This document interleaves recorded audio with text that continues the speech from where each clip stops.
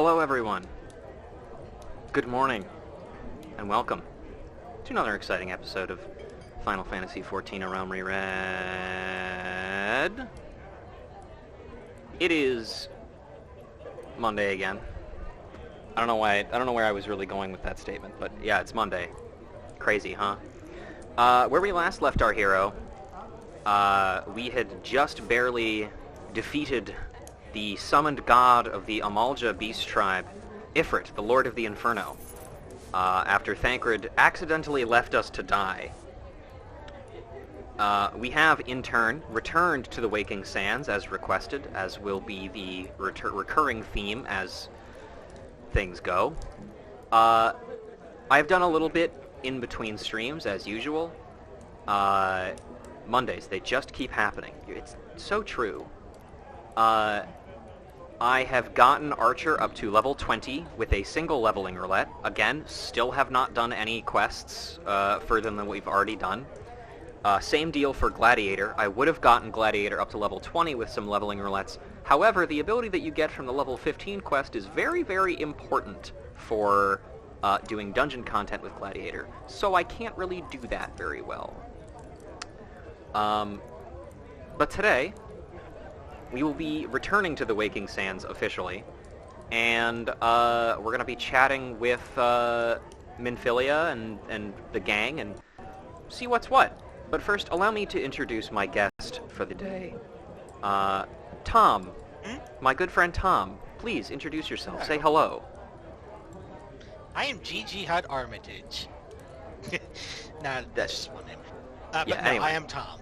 This is Tom, also known as Malphus Marks in the chat. You may have seen him around a couple times. Good buddy of mine of many years. Yep. Thanks for joining me today, my friend. Yep, back from the League days. But, Yes. Dark days, those days. They weren't always dark. They Yeah. got dark. Well, I mean, they were. We didn't realize they were because we thought we were having fun playing League of Legends. But they were dark, yeah. Cope Sieve Malf. There you go. Yeah. And yes, Otaku, I did get the gear that you made for me. Thank you very much. It's very lovely. I'm wearing it right now. Alright. As we can see, everybody is still hanging out, still doing their usual thing.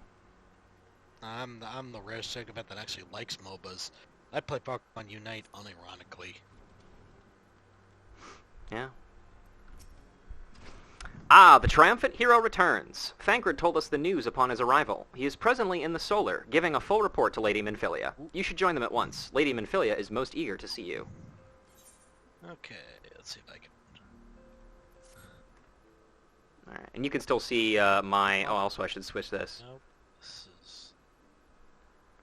Alright. You can see my screen share alright, correct? Yes, I'm trying to... make sure the chat is visible at the same time so I can see... Yeah, okay, that's good. That's good, Yeah. that's good. Anyway, this would be your turn here. My late arrival nearly cost Ruja her life. I wasn't there when Amalja took a prisoner. Interesting voice you've chosen for Thancred. Let's see if you can keep it up. Oh, I gotta remember it. More. I wasn't there when he served her to Ifrit. Yes, by some miracle she survived.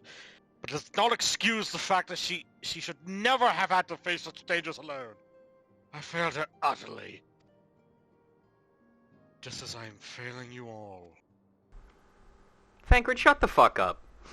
What's done is Okay. done, Thancred. You can ill-blame yourself for every... Oh, hello. I'm back. Ruja, it is good to see you again. I've been told not to speak. Okay, you can speak, Thancred. It's fine. Okay, thank you. Impeccable timing, my friend.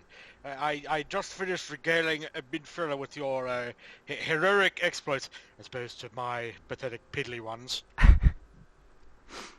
Please don't talk about how piddly your exploit is. Not in front of women. Thancred has told me everything. You have done well to return to us. I feel like I'm not getting something here. Don't worry about it, buddy. The perils you faced were undeniably great, Uh, Yet a part of me believes that I had no cause to fear, and now we could put really pay to our long investigation. As we suspected, Amanja undertook both the robbery and the abductions with the aim of summoning the primal Ifrit. Nor is this tale limited to Ul'dah. Similar incidents have been rife in both Limsa and Gridania of late. I dare say you've been cautious as to how these crimes are linked to the primals. Permit me to explain. Having manifested in the physical realm, primals must consume aether if they are to maintain their presence here. The stronger they become, the more ether they require. I can never quite figure out how to pronounce that. Ether, ether is correct. Now, ether exists throughout creation. Immediately does it differently. Thank you, my friend. It flows through all life and permeates the very air we breathe. Alas, this alone will not suffice to sustain the likes of Ifrit. Nay, he and his kind require a much more concentrated source of ether. Crystals. Uther Pendragon. It is for this reason that incidents involving crystals can often be traced back to a primal. Which leaves us with the why of the abductions. That's the other valve I'm going to be using for ether next time. To understand this, you must first understand how primals are born. And I'm not just going to give you the talk. When all is well with the world, primals possess no physical form. Their essence is dispersed across the great river of Wyther. I told you. Let me tell you about the bird primals and the bee primals. However, when the world is plunged into chaos, into chaos, those who worship the primals cry out to their gods for deliverance from suffering. These cries serve as a beacon towards which a primal's essence is irresistibly drawn. It is this coming together, an etheric coalescence, which grants the being's physical form. Once born, a primal gains strength from its followers' worship. The more numerous and fervent they are, the more powerful their god becomes. But the primals are seldom satisfied with such reverence that our adherents freely give. And in order to gain more power, they do not scruple to create followers. They do not scruple? Okay. They do this by tempering mortals, much like how you temper metal. A process which you yourself were subjected. Yet, even as Ifrit took your comrades in his thrall... Actually, sorry, this is me. Yet even as Ifrit took your comrades in his thrall, you alone remained unaffected. This is thanks to the power you possess, the Echo. We know not the why of it, but those blessed with the Echo are immune to primal influence. It is as though a greater power protects us. When you first came to us, I told you that the Echo would be instrumental in dealing with the primal threat. I trust you now begin to see why. The recent incidents all share a common trait. A handkerchief in the back pocket. Oh, also in meticulous planning. Tenacity span. Such elaborate designs are a new development, and one which fills me with an unshakable sense of foreboding. While I share your concern, my presiding feeling is one of relief at your safe return. The immortal flames assured me that they will deal with the aftermath, so you need not concern yourself with that. We may rest easy for a time. I suggest you take full advantage of this respite, Rusha. You may be sure it won't last long. Once the people learn the identity of the hero who felled Ifrit, I fear you will have nary a moment to yourself. While you rest, I shall continue to mold and mold in the morning darkness. Good for him. Well, she intended to, and no, before I neglected to tell you something. Something I think it's best you heard from one of us. It concerns me that the tempered abductees that were rescued, I am sorry to report that all are put to death. Probably by the Ox. Definitely by the Ox. The flames with whom you were imprisoned included. Needless to say, this information must not be made known to the public. Nobody needs to know about the ox. I swear to you that we would not do this without any other recourse. Once a man is tempered, he is tempered for life. Possibly she. Jury's still out on she. Potentially they. Potentially they. I will agree, voice in my head. His very existence led straight to the primal whom he cannot choose but worship. And so we Scions continue our fight. That no more innocents need be sacrificed. I hope that you will continue to stand with us. Ruja. But I should be going. I must offer my apologies to the Flame General and losses his people suffered. Till next time. Additionally, there's some custard apples I need for a recipe. Probably for tempering. Custard. Delicious.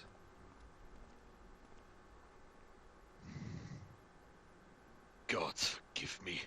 How many more lives? Lisoy would never have allowed this to happen. I have to do better. I have to be stronger! Okay, chill out, buddy. Calm it down. Let's come on. It's fine, man. Alright.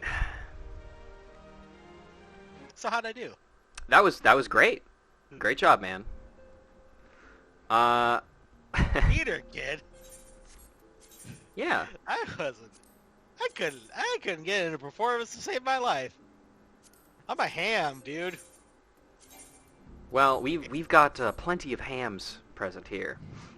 Let's actually, before we chat with Minfilia, let's go out here real quick and see if there's any updatos for Dialogue Way.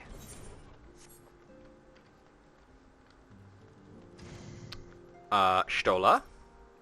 Nope, that's the same.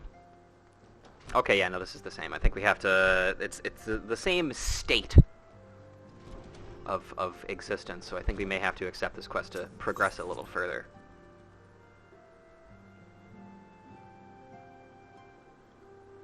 Come on, there we go.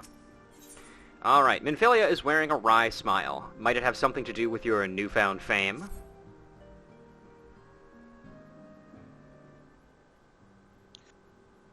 Until not so very long ago, you were but one of the many adventurers seeking to make their way in Eorzea.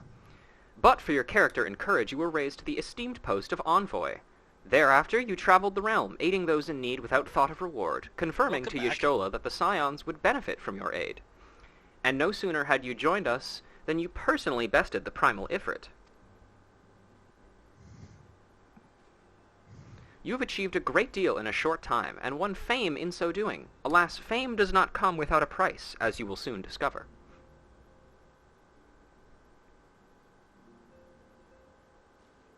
We have guests, Ruja. Or, rather, you have guests. Oh, God. Yeah, it's your turn now. Oh, beg pardons! Beg pardons! Yeah, there you go. Ah, Lady Minfilia, reigning as always. I am given to understand that the Scions of the Seventh Dawn have but recently welcomed a new hero in their midst. Me? Yep.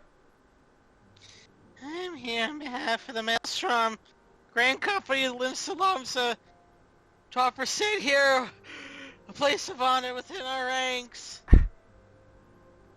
I got Ligma, dude. It's rough. Ligma?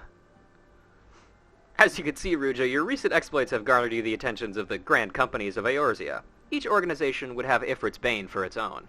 To this end, all three have sent officers to court you. They would not ordinarily go to such lengths to enlist a new recruit. That they have is evidence of their high regard for you. I find myself wondering how word of Ruja's deeds spread so quickly. Not the immortal flames should know of her triumph is to be expected, but what of the other grand companies? Eep. I think this is still me, because this is a character that I read before. Your reputation precedes you, Mistress Lorelei. 'Tis no ordinary woman who can face a primal and emerge the victor. The Order of the Twin Adder has need of valiant women such as you. Join your strength to ours, friend, and together let us ensure that peace ever reigns over the Twelves Wood. What a pleasure it is to finally meet you, Mistress Lorelei. My comrades speak of you in the most glowing of terms. Woman of your talent belongs to the immortal flames. Join your strength to ours, friend. Together, we can secure a prosperous future for Yda.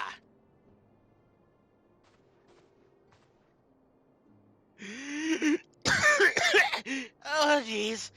The Admiral was not exaggerating when she said you have the look of a hero. Full often does she speak of you, friend. You did this to yourself, my friend. I just want you to remember that. Oh boy, did I. Has missed too many others in Limsa long before the rest of yours here took note. Your name was well known to us. I cheer valorous deeds on behalf of the citizens. Oh, it starts with the gallbladder. Don't take it lightly. It's only natural that we should want you for the maelstrom. Join your strength towers. And together, let's see the grand missile live Salamsa. The shores of glory. Oh jeez, things are going white. Also, again, Ruja in real life, if she, if she was faced with this, she would probably just faint on the spot. She's not used to this level of people being interested in her at all. Lady Minfilia? Very well.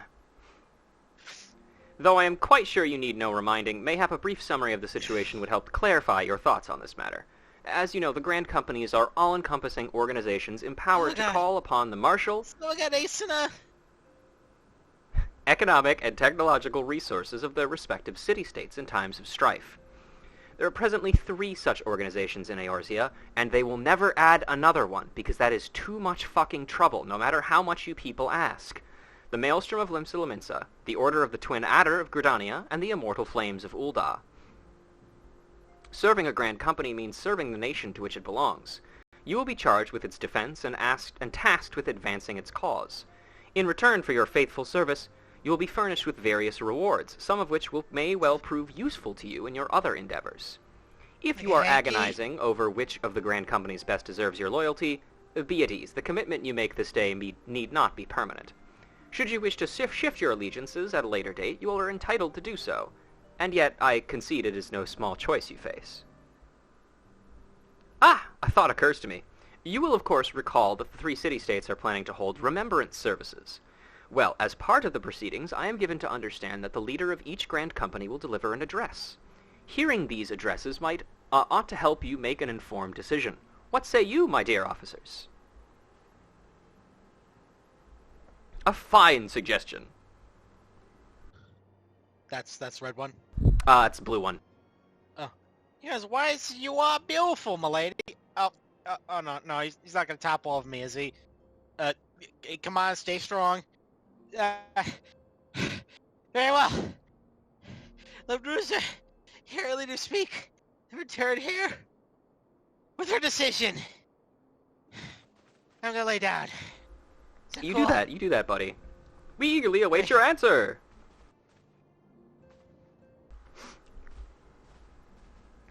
We will go stand over here in the corner.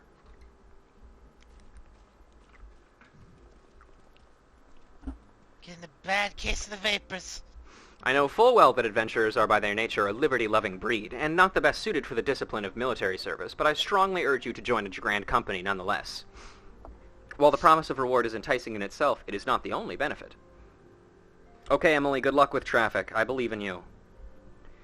You are possessed of great power, Ruja, and with it you are capable of doing untold good. Yet know that great power is wont to attract attention, not all of it friendly.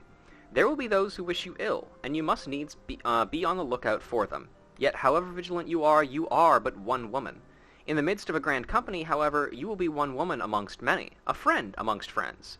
Your achievements will be shared, and so will the danger. I can think of no better arrangement. With great power comes great panic attacks. It's true, Peter Parker said that. Of course, joining one organization need not mean leaving another. I hope that we can continue to rely upon your aid. The 12 know that we will have need of it in the days ahead. The Grand Companies seek to protect their own nations. We Scions, on the other hand, seek to preserve the future of Eorzea as a whole. Similar, yet not quite the same. Now then, I expect you will be afield more often in the future. As such, I would have you carry this link pearl with you at all times. It will allow us to stay in touch regardless of location. Gee, Scions, I've been saying Scions this whole time. Like, is it really like that? Don't worry about it, man. We'll figure it out later. Eorzea is changing, Ruja, and you have the power to help shape it anew. None can say what the morrow will bring, but so long as we believe in ourselves, there is naught we cannot achieve. Now, it is time you made ready for your journey. Before you depart, be sure to speak to Tataru. She will appraise you as to where and when the remembrance services are due to take place. I'm flipping serious, dude. I think I said it wrong to the king, man. Hang on, let me grab the pronunciation guide out of my back pocket. Alright, let's just double chat with everybody real quick. Blah blah blah. Yep, okay, that's the same line. Mr. Flame Officer, Mr. Blue. The Flame General is a passionate man. In this wars will never fail to light a fire in the belly of those who listen. I'm sure you will be no exception. Hi. The Elder Seedseer speaks only truth, and her words have the power to touch the soul. At the sound of her voice, all fall silent and attend her. I don't even know if I want to talk to this guy. He seems like he's in pain. Well, dude. 3 feet, at least. Well, I did say we had to read everything, so sorry, buddy. Good luck. Yeah, I'll cover my mouth. When the animal speaks, even palates listen. That's the small thing. She's a boy leader. A kind one will gladly follow you into the 7th hell. Maybe not the 8th, but at least the 7th. There's only 7, so don't worry about that part. Okay. Really? Yep, there's only 7. There's 7 heavens and there's 7 hells. That book with a T on it lied to me. Yeah, they tend to do that. Alright, let's see. Has anything changed here? It seems so. Urianger, the destruction that visited this land cannot be attributed to the forces of the Empire alone. Worm of midnight, of breath infernal. For some, a legend made flesh. For others, an insidious symbol of memory lost. We grasp but a piece of this puzzle. Much and more we must question and contemplate ere the fallen moon revealeth its myriad secrets. What the fuck does that mean? Cat? Me? Yep. Bitch, I was reading! Sorry, ma'am. I have had word of your deeds. I'm sparing in my praise. So know that you have truly impressed me. You know, besides the fact you were rude and interrupted me. Be that as may, it is fortunate that Thancred arrived when he did. Had he been but a moment later, I shudder to think what may have transpired. Well, actually, we had already killed the Primal by that point, so we would have been fine. Arnveld? An experienced warrior like Abba won't die so easily. He's strong, fast, cunning. Aye, he'll come back safe. You turn? I must confess, I do rather miss that obnoxious Picote's company. I was taking part in a joint operation with the Immortal Flames. I imagine that he's having the time of his life right now. Oh yes, Otaku wants to call attention to the staff on Urianger's back here. Yeah. They had done a little bit of research because they had never seen this staff before, and according to them, what they found out is Urianger was an Arcanist before the class was available to players. In the Legacy version, he used one of the mechanical staves that had previously been tagged for use by the old version of Arcanists found in the game's data files. Wow, Legacy content. Yeah. Kent, if you're here, you're old. Can you confirm if that's true or not? Sorry. Everything looks to be in order. Right, on to the next customer. Thancred? You've put us all to shame with your recent performance on the field. If I'm to keep up, I dare say I need bigger knives! bigger knives! I think that's just called a sword, buddy. Back when Arcanists were going to use what are basically World of Warcraft totems in 1.0. Wow, Kent really does know. Crunch. Actually, hang on, I can do this better. Oh, hello again, lass. Meet Persevanes. We was thick as thieves in the old days. At least, I think we was. Or it might have been that he was a right creepy bastard, and I did me best to avoid him. Still, we were both members of the Old Order, so either way, we're in this together, eh?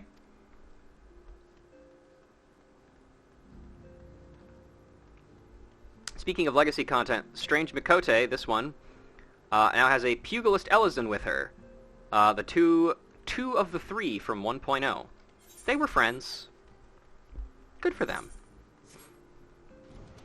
1.0 as in Realm Reborn, or 1.0 Realm Reborn is actually 2.0. Oh. Because it's reborn, you see. Well, yeah, so that's consideration. Because I don't know if you heard about, I don't know if you knew this. Oh, hey there, buddy. How you doing? I don't know if you knew this, Tom, but Final Fantasy XIV, when it first came out, it kind of fucking sucked. Yeah, I heard. Wow, 100,000 gil? Are you sure? Piaf, have you been hooking on the off time? It's okay. You can tell me if you have been. Also, hi, Otaku. Thanks, dude. I won't. I'm not. I don't mean to be character. accusatory. It's cool if you are. But whatever. Oh, no, you have something for me. A bow. And other...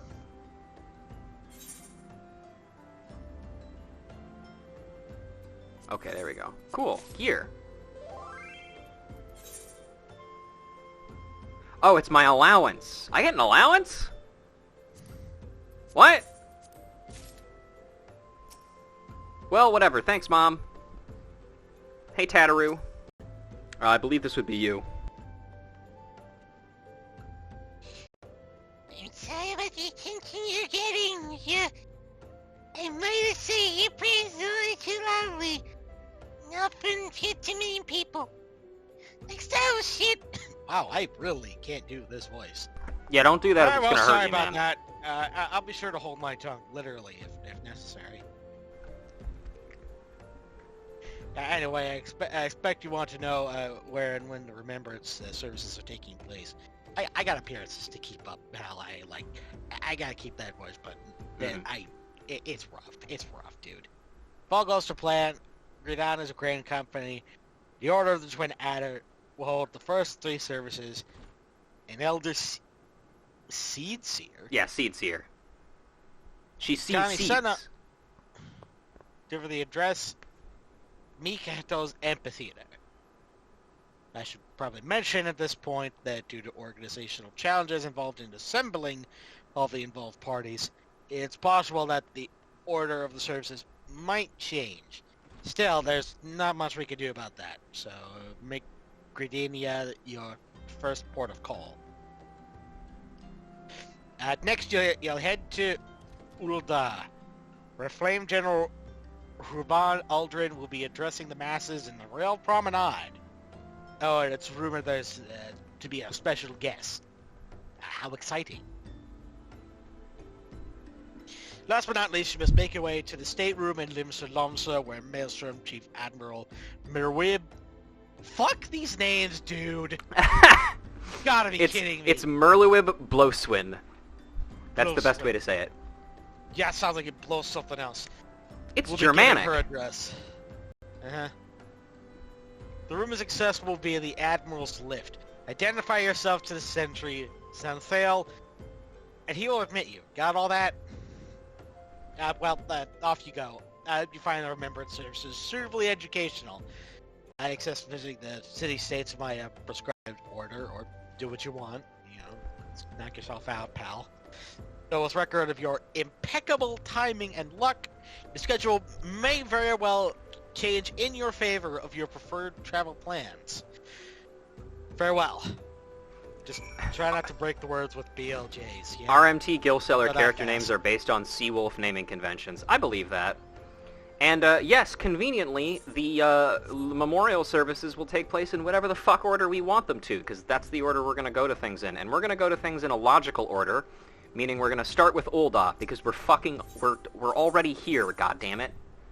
We're going to go to Ul'dah, we're going to fly to Gridania, and then we're going to fly to Limsa, and then we're going to, from Limsa, take a boat back to Vesper Bay. Party up? I don't know. Do we need to? We don't really need to.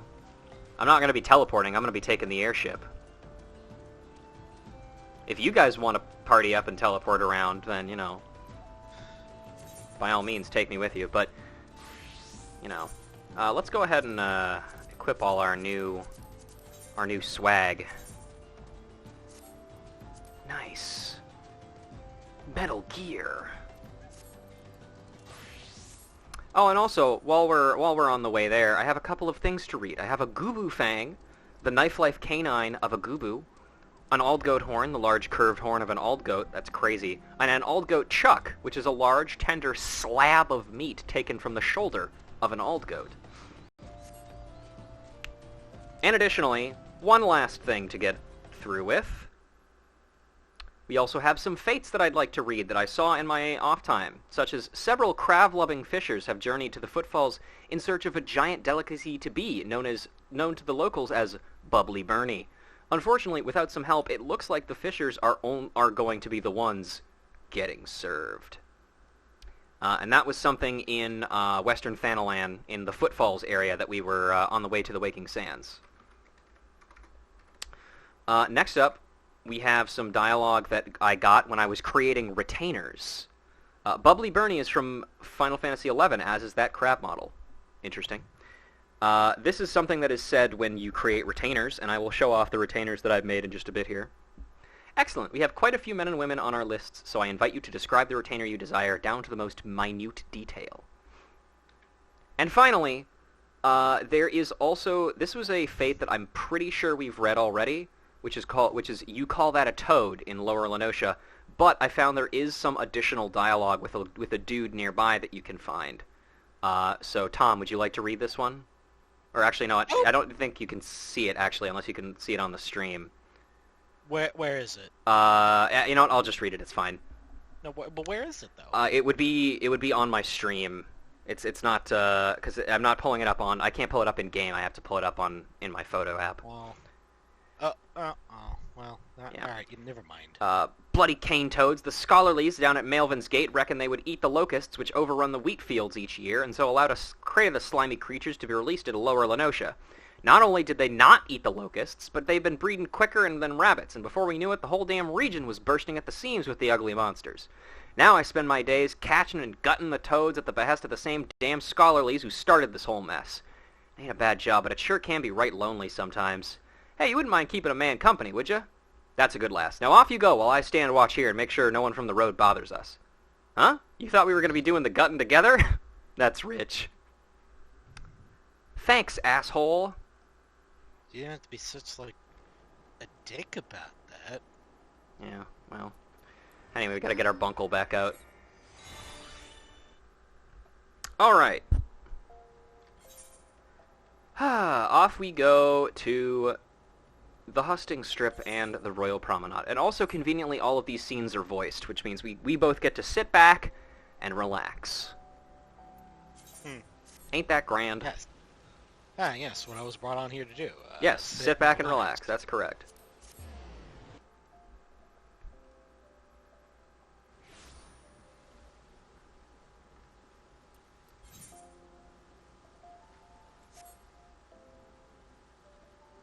I don't know. How are my voices so far in this? They're perfect, my friend. Absolutely going above and beyond. Alright, here we go.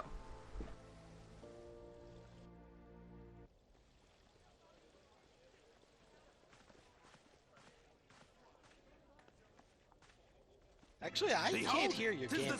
No, there it is. Oh my god, it's a baby! Well.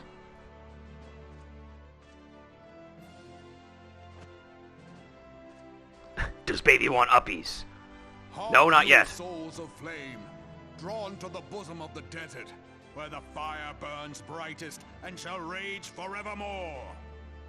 Oh, hang on one sec. Let me just... There we go. Now we can see Nanamo's face. Hurrah! Brauban! Where since antiquity, under the sage and judicious rule of the Ul dynasty, we have wrought sand into gold. Holy shit, dude! I don't know... I think we know how old Nanamo is. I don't know if it's stated in-game necessarily. It might be on the wiki page, potentially. Where by the grace and glory of Naldar have our brave sons and daughters flourished and prospered. I speak of Ul'dah! That's actually gold from the sand. There. I kind of At want the to Flame know. General's back flies the Grand Company's standard. Sam Riegel, is that you? Note the sigil. The golden scales of order balance the jewel of prosperity with the flame of might. He's in our 20s. Well, how is that in perspective for, like, the species? Like, What do you mean? what... Well, like, is the age of maturity, like, the same? I think it's the between, like, same. I humans think and elves? Lalafels are just... Because Lalafels are just gnomes, basically. They're just short. Yes. Great and many are the gifts our nation has given the realm. In Eorzea's darkest hour, on the killing fields of Cartano, none spent more in blood and gold than we. Thus was the 7th Imperial Legion laid low. Nico says... would've Nico says, said- in 1.0 she was 15, 2.0 onwards she's 21. There you go. Nanamo is old enough to booze. So that's how it happened. How Boring, soon then. history forgets. Shut the fuck up. You sound like a brat, you fucking short loser. Who are you and why are you talking to me, by the way?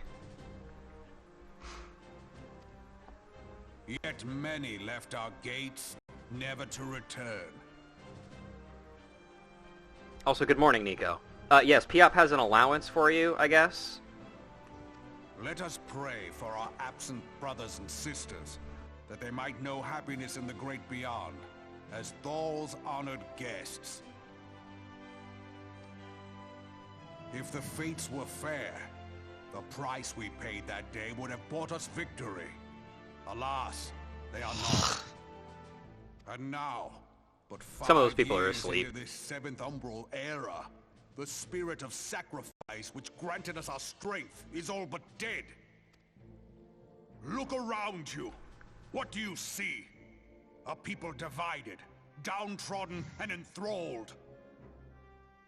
Where are the merciful alms of the rich? Where is the just steel of the righteous? I think we should just kill the rich people. I think that's a good idea. I ask you, is this the great nation our brothers and sisters gave their lives to save? You who You're call talking this communism living, again? dishonor the name of the immortal flames. Eat the It is rich. but a slow death. The character, as played by the famous Lotto Bees, also known as Lotto Bees, also known as Eat the Rich, also known as Kiri, also known as wait beside Lotto our Bees. roads, strangling the lifelines of trade. Meanwhile, the Garleans make mock of our borders and despoil our land of its natural wealth. We stand on a precipice. Sad We baby. do not act. Whether trader or soldier, monetarist or royalist, all must recognize that a divided Ul'dah stands to fall. Victory and fortune walk hand in hand.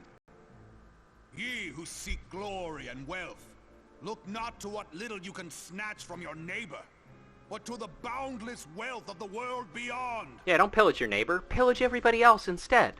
Now is the time to unite. There are plenty of people Now out is there. the time to Doesn't ride have to be forth. your neighbor. In the name of the Sultana, I beseech you.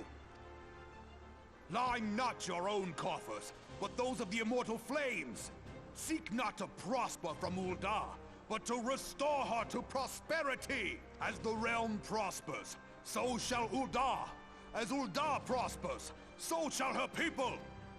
Ya for Ul'dah! Together we are one. Man, these people sound so hyped. Your grace. Raubon.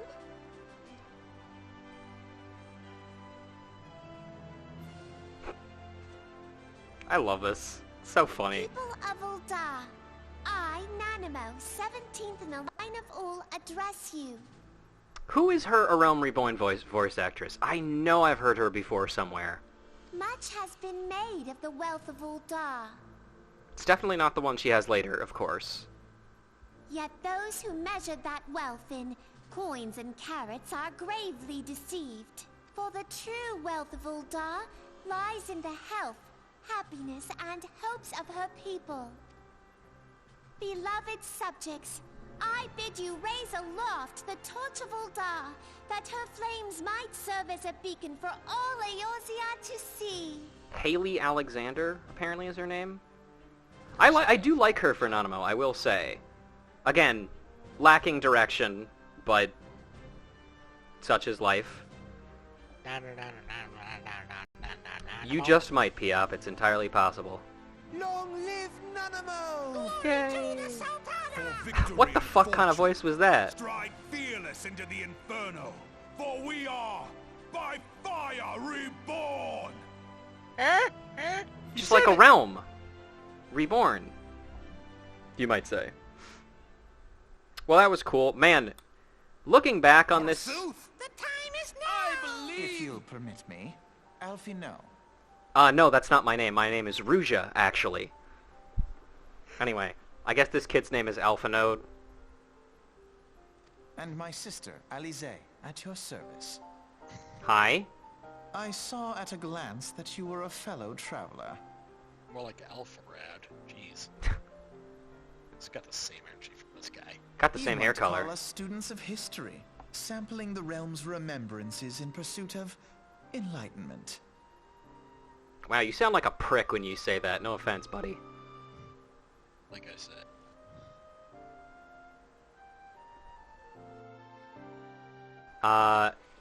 Do you want to take this guy? Yeah. Okay, I go got for it. this. The Uldans have a long history of conflict with the Amaja, the beast tribe that worships the primal Ifrit. Judging by your look of distaste, I take it you have encountered them. Yeah, we killed them. Very nice. The Udons do not shy from confrontation. If aught threatens their precious prosperity, they will seek to crush it. So they have dealt with Ifrit thus far, smothering his flames each time he is stoked to life. Yet he is but one of several problems, though. They've been quiet these past 5 years, but the Garleans have not gone away.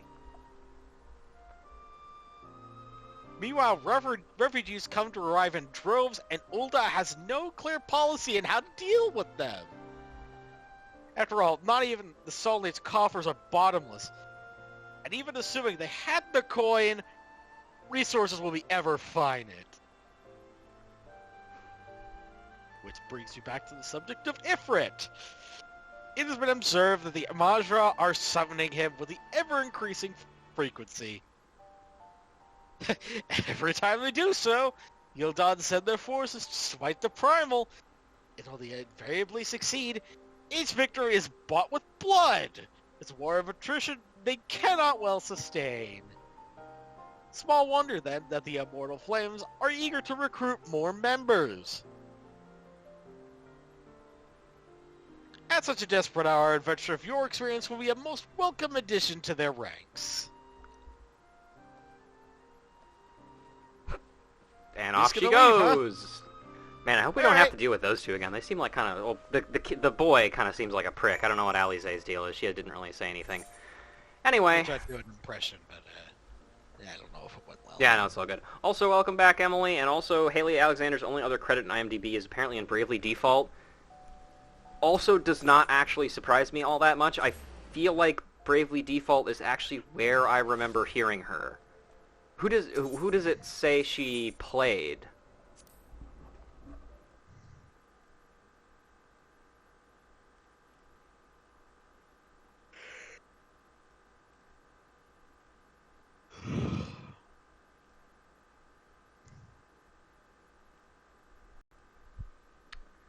Let's see. Actors.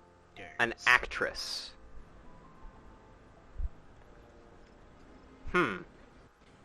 Sounds like an additional voice? Okay. Honestly, I would not have been surprised if it was,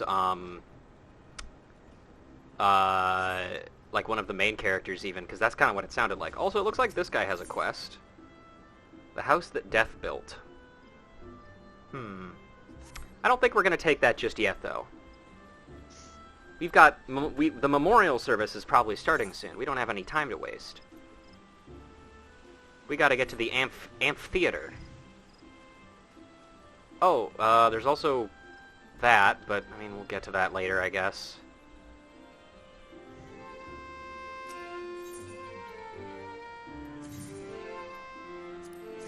Well, that's very nice. Anyway, let's get out of here. Oh, also, I'm going to move this back over here now. There we go. Alright, here we are. Let's, sit back and watch.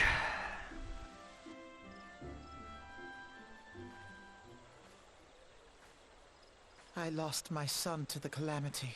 Me too, Sam Riegel. The 3 Seed Seers are all together. Some say you couldn't take a step without stumbling over a body.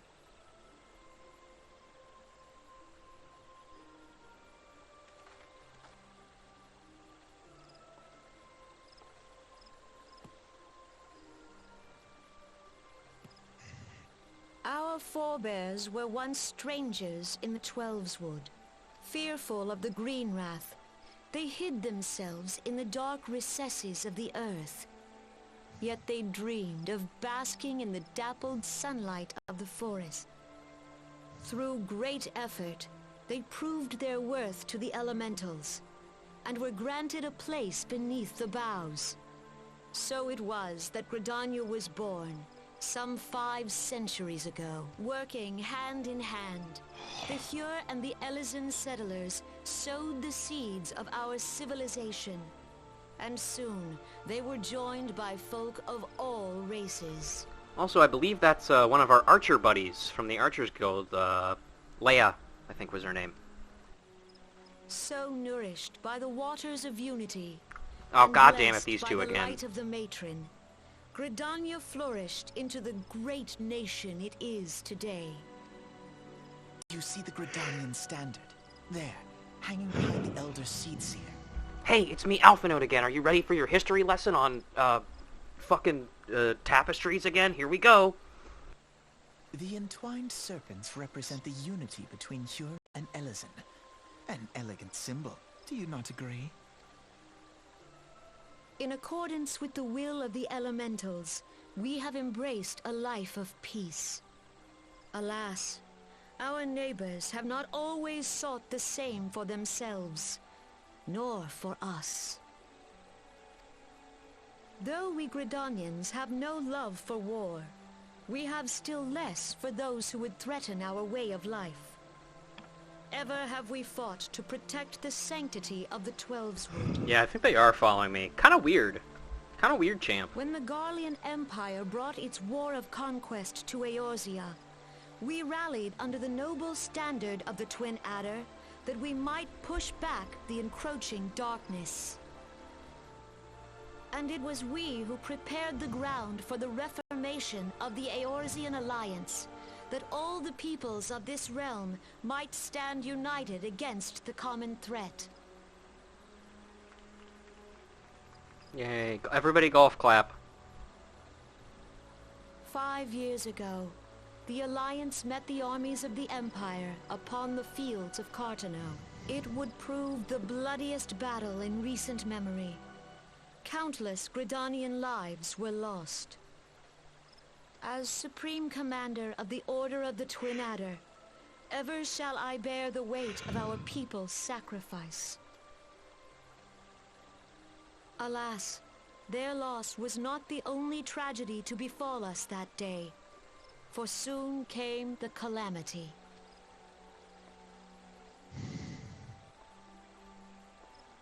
The scars borne by our forest are a constant reminder of its violence.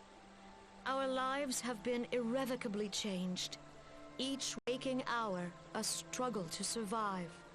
Driven to desperation, some among us have strayed from the path of righteousness, resorting to banditry, poaching, and other unconscionable deeds.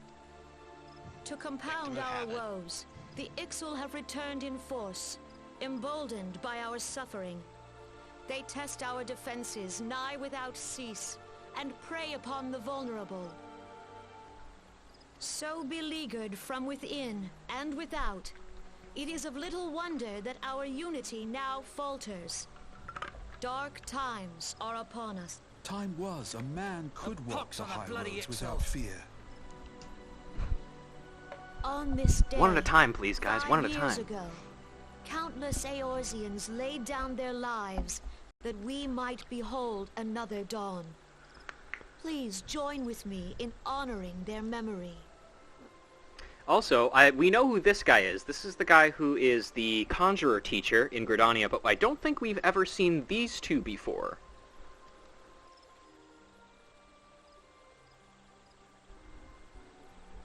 Alright, everybody, do your henshin pose. And how do you propose to honor the memory of those you cannot remember, pray tell? Wow. God, I fucking forgot Alize's ARR voice. Actually very good, I think, for her. What do you mean? Cause, Tom, you don't play this game really, so you wouldn't know this necessarily. Actually, one sec, let's let this line finish. It dealt death to Eorzean and Garlean alike. At the end of, this expansion, right before, or as the new expansion rolls around, the Heavensward expansion, which is free, for up to level 60 in Final Fantasy XIV, blah blah blah blah blah, basically every single character, every voiced character goes through a voice actor change, because they started deciding to put effort towards this game. And so in A Realm Reborn, characters sound different, worse in some cases, primarily due to the fact that they just didn't receive very good direction. Alphanode and Raubon are... Alphanode, Raubon, Minfilia are probably the ones that I think suffer the most from this. Because there are a lot of voices that are not great, unfortunately.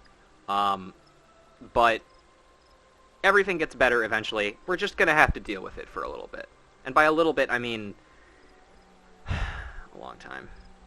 All of the ARR budget went towards getting Gideon Emery for Urianger J. That's correct.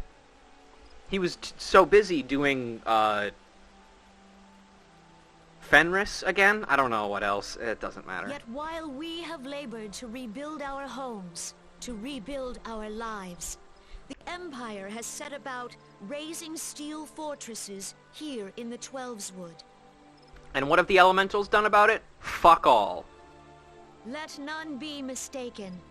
The Garleans remain the greatest threat to our survival.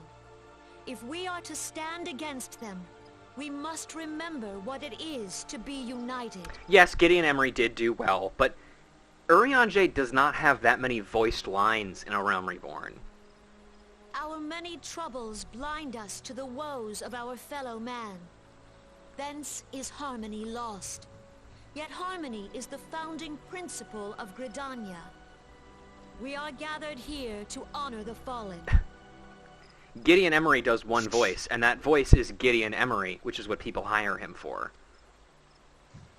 Let them be honored not only in word and thought, but through concerted action.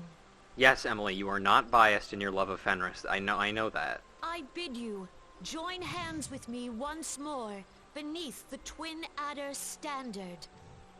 Who's Fenris? And together, a character from Dragon Age 2 that Emily is not biased towards at all. Live in harmony beneath these ancient boughs. For serenity, purity, and sanctity, we must think of the children. Woods will be done. It's up to us to protect the forest. All the elementals. Well said, everybody. So yeah. Are they like saying that these other people, instead of the people that are trying to cause this world-ending disaster, are the bad guys? So as a recap for you, Tom, just because you're not you're not familiar with this game too much.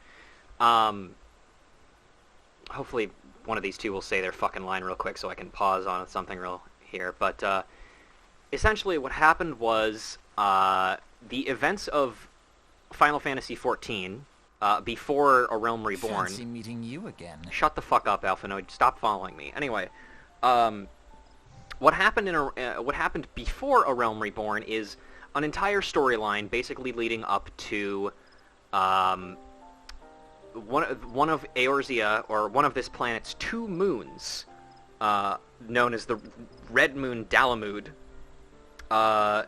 started to fall, essentially.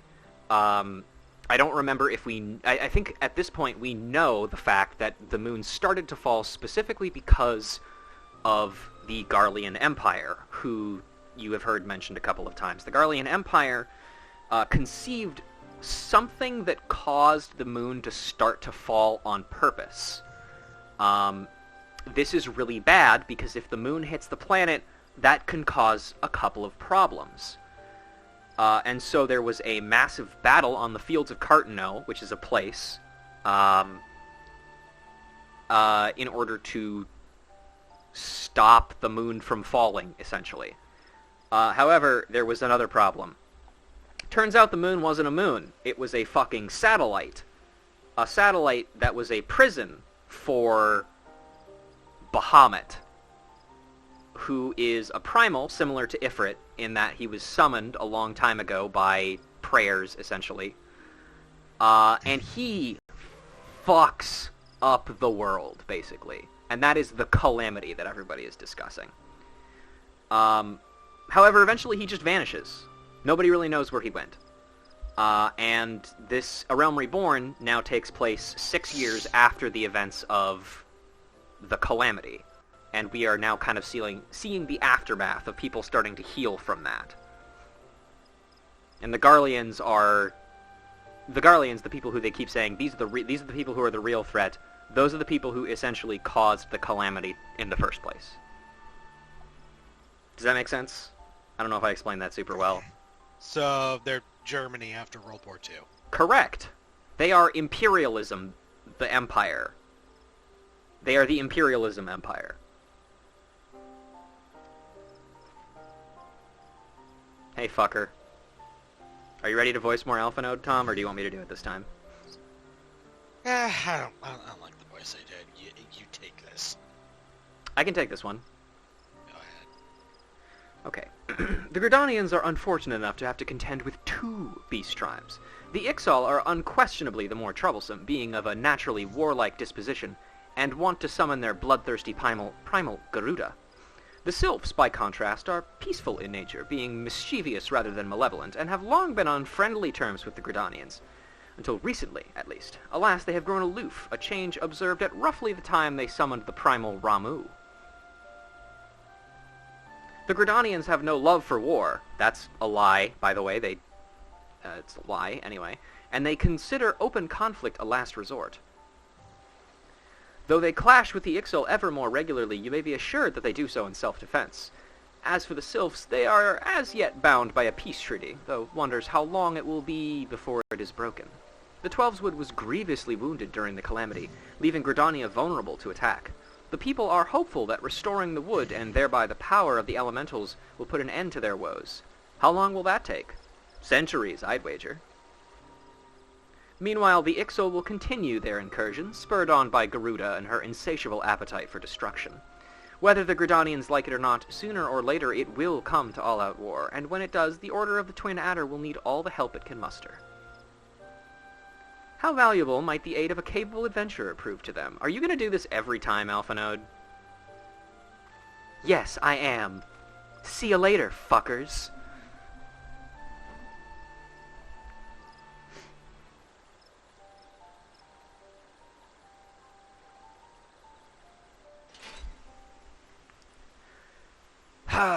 Oh well. Off we go again.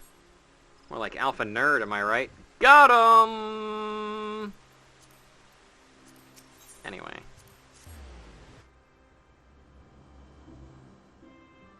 Off to Pirateville. You there! Take me to Pirateville! I actually probably could have just returned there, but whatever!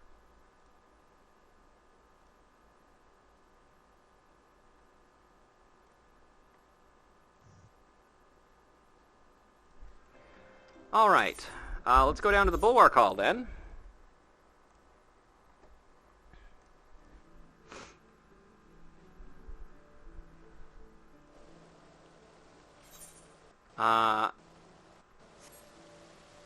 Hi, Otaku. Before we do anything else, though, I'm going to run over here real quick, because there's a quest that we have over here called An Ill-Conceived Venture. I also enjoy Alpha Node's story arc throughout this game, or throughout A Realm Reborn at the very least. That lady's naked. Let's not look at her. Several adventurers are having difficulty summoning their retainers. Should you wish to offer your assistance, you will find these troubles sold in Limsa, Liminsa, Gridania, and Ul'dah, yada yada, whatever. Something weighs heavily on the adventurer's mind. Would you mind taking this one? Oh boy. Alright. Bloody hell, I ain't got time for this. Fred, you look like sort of helpful sort. Man handling the middle of task for a man in need.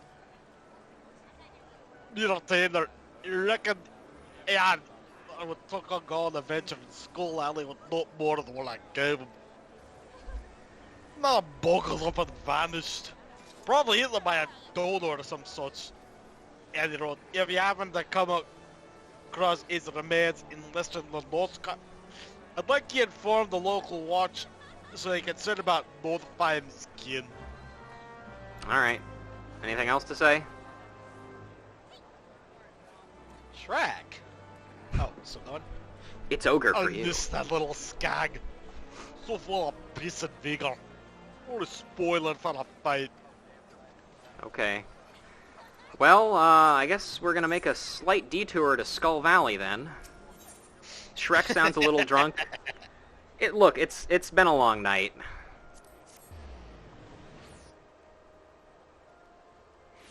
He's ogre his limit. Shrek let himself go? What do you mean he let himself go? He ever had anything to let go? Yeah, I mean, ogres are supposed to be disgusting by nature, right? So isn't that keeping in shape technically, if you think about it?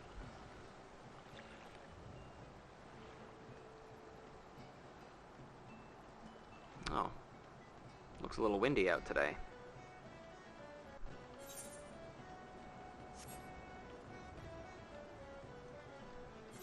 I suppose after we finish this, I could also take the time to introduce my retainers. Because that's another thing that I did in between streams, is I created retainers. And also the reason why my inventory is so much cleaner now is because I deposited a load of shit.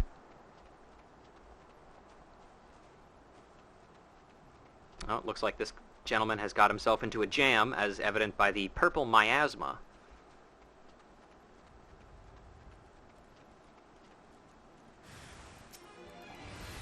Oh.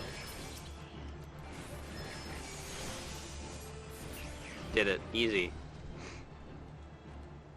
Hey, bud. What's going on?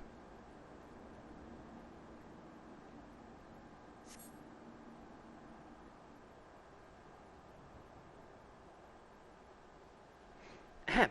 I don't know what you think you saw, but I assure you I had everything under control. Yeah, sure. Yeah, I don't believe that. What? That oaf presumed me to be dead? Who does he think I am? Some wet-behind-the-ears weakling? He could have at least shown some remorse for it, for furnishing me with such poor equipment. Well, speak of the Sahagin. A moment. It's about bloody time. Do I sound dead to you? Fine, but you're buying the first round. Look at this baby-faced guy. Limeline have mercy, I am not getting paid nearly enough for this work. I hope you treat your retainers with more respect, madam. Anyway, courtesy dictates that I thank you for your intervention. To that end, I ask that you seek out Friedweave in the East Hawker's Alley. Tell her what you did, and I'm sure she'll reward you handsomely. Farewell. You're a dweeb! Goodbye. Dweeb! Oh, he gone. Oh, I can do that too. Oh, I got this, bruh.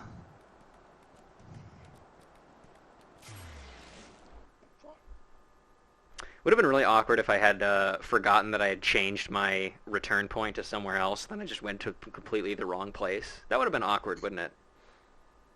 Yeah, I've done it too with fast travel. Happens. But not to me, because I'm just so good at this game. Anyway, off we go to Hawker's Alley.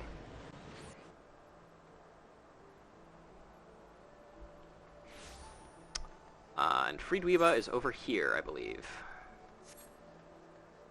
Seems like it might be in character. Yeah, that's true. I should fuck up more often, actually.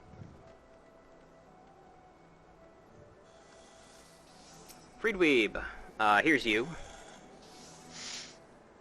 Greetings, miss. How may I assist you? It sounds like you came along just in time. The last thing we need is another retainer dying during an adventure. I gather from your expression you are not familiar with adventures. Quite understandable, asshole. Allow me to explain. My job. In cooperation with the Adventurers Guild, we have established new systems through which retainers may be dispatched to procure items for their employers. Bunch of pack mules. Should you wish to avail yourself of this additional service, you will need to pay your retainers in advance with ventures. I speak of these special script issued... Script? Yes. Issued by the Adventurers Guild. Accept them with my compliments and insults. Let me assure you that it isn't... Mean to me? Because I don't get paid enough, bitch. Neither am I. None of us are. We should all be paid more. Let me assure you this isn't a complex process. Lord knows it could be. Any retainer can walk with you through it. When next you speak with yours, why not raise the subject? Okay. Remember? Sure. We've also got ventures now. Yada yada, whatever. Let's get the fuck out of here. God, I'm living for the weekend. Yeah, me too. What a week, huh? Today's Monday. So I'm gonna make a jump to the aft castle real quick, because I think the best way to actually show off my retainers not surrounded by half-naked cat girls is probably gonna be the in-room.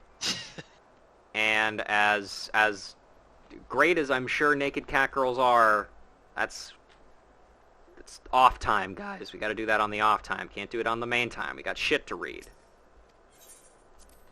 So we can't be...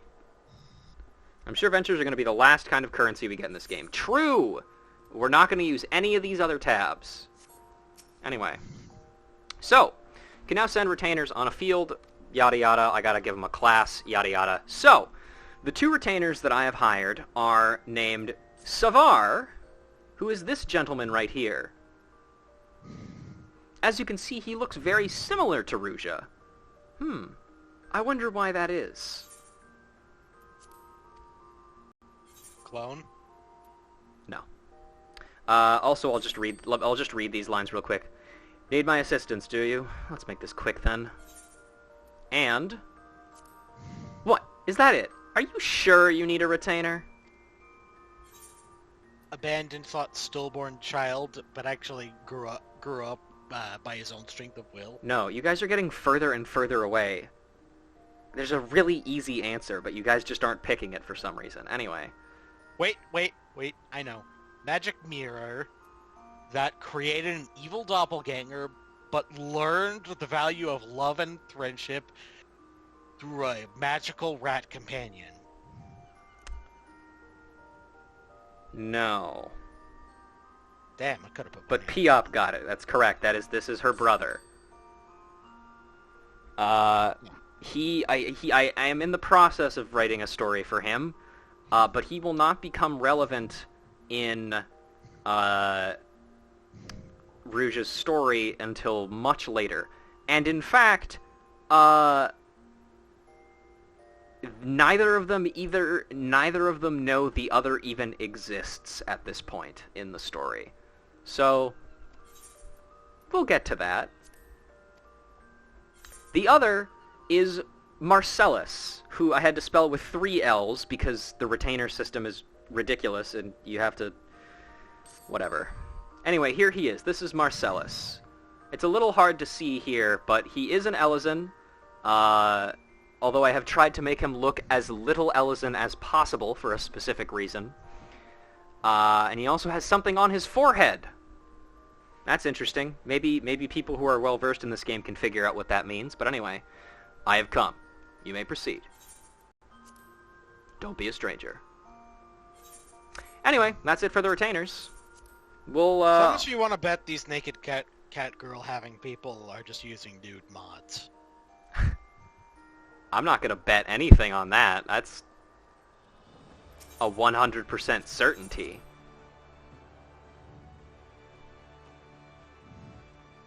The odds are not in my favor if I bet against that. Well, someone's a sucker. Anyway, it's time to sit back and relax yet once again. Is it the same guy? No, this is a different guy. And I can read this one. Who would use illegal modifications? I have no idea. I, here at Official Pun Guy Incorporated, certainly do not endorse the use of mods in any such way. Or sorry, I don't publicly endorse the usage of mods for Final Fantasy XIV or any game whatsoever. Hi, Square Enix. You're not watching, but, you know, just making sure. Here to attend the Remembrance Service. Be quick, the Admiral is due to give her address at any moment. Alright, shit. Got here just in time. The Garleans are another There are matter some mods you altogether. cannot So much stop. for our alliance. There will always It's be sunk motivation. beyond the seabed. And the fervor is absolutely unstoppable. There she is, Admiral Gay, Merlewib Gay Rights Blofuswin.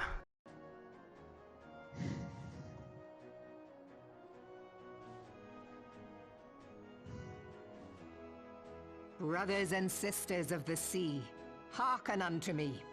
Look upon this, our mighty crimson standard, and tell me your hearts do not swell with pride. I will, now, we were talking about A Realm Reborn voice actors before. I think, personally, that Merlewib's voice actress for A Realm Reborn was just a little bit better than the one she gets later. I really like this voice for her. But that's just me. 700 summers have come and gone since our forefathers first ran aground in this fertile bay.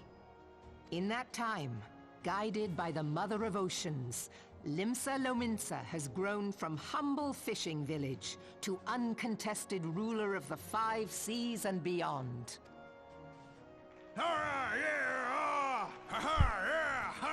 True! Oh, god damn it, these two again. Did you look as the Admiral bid you? It is a rather stirring standard, I must say. Alpha Node, we know you're being sarcastic. Come on, buddy. Who are you The people? Crimson Field is meant to signify the blood of fallen crewmates, while the Black Longship represents a pirate vessel. No shit. When the Garlean Empire marched The ship upon Eorzea, represents a we ship. assembled beneath the That's- Maelstrom thank you, standard, Alpha Node. and our grand company was reborn. All answered the call, from the Knights of the Barracuda to Hilfier's bloody executioners.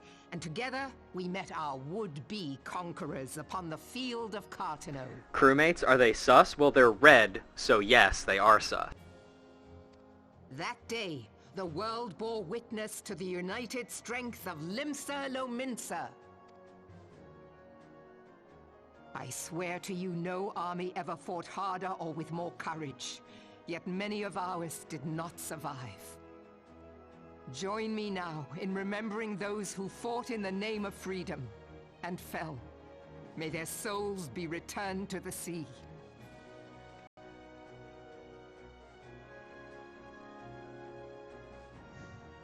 Could have had a V8. Freedom. Yes, they have always been rather fond of their freedom.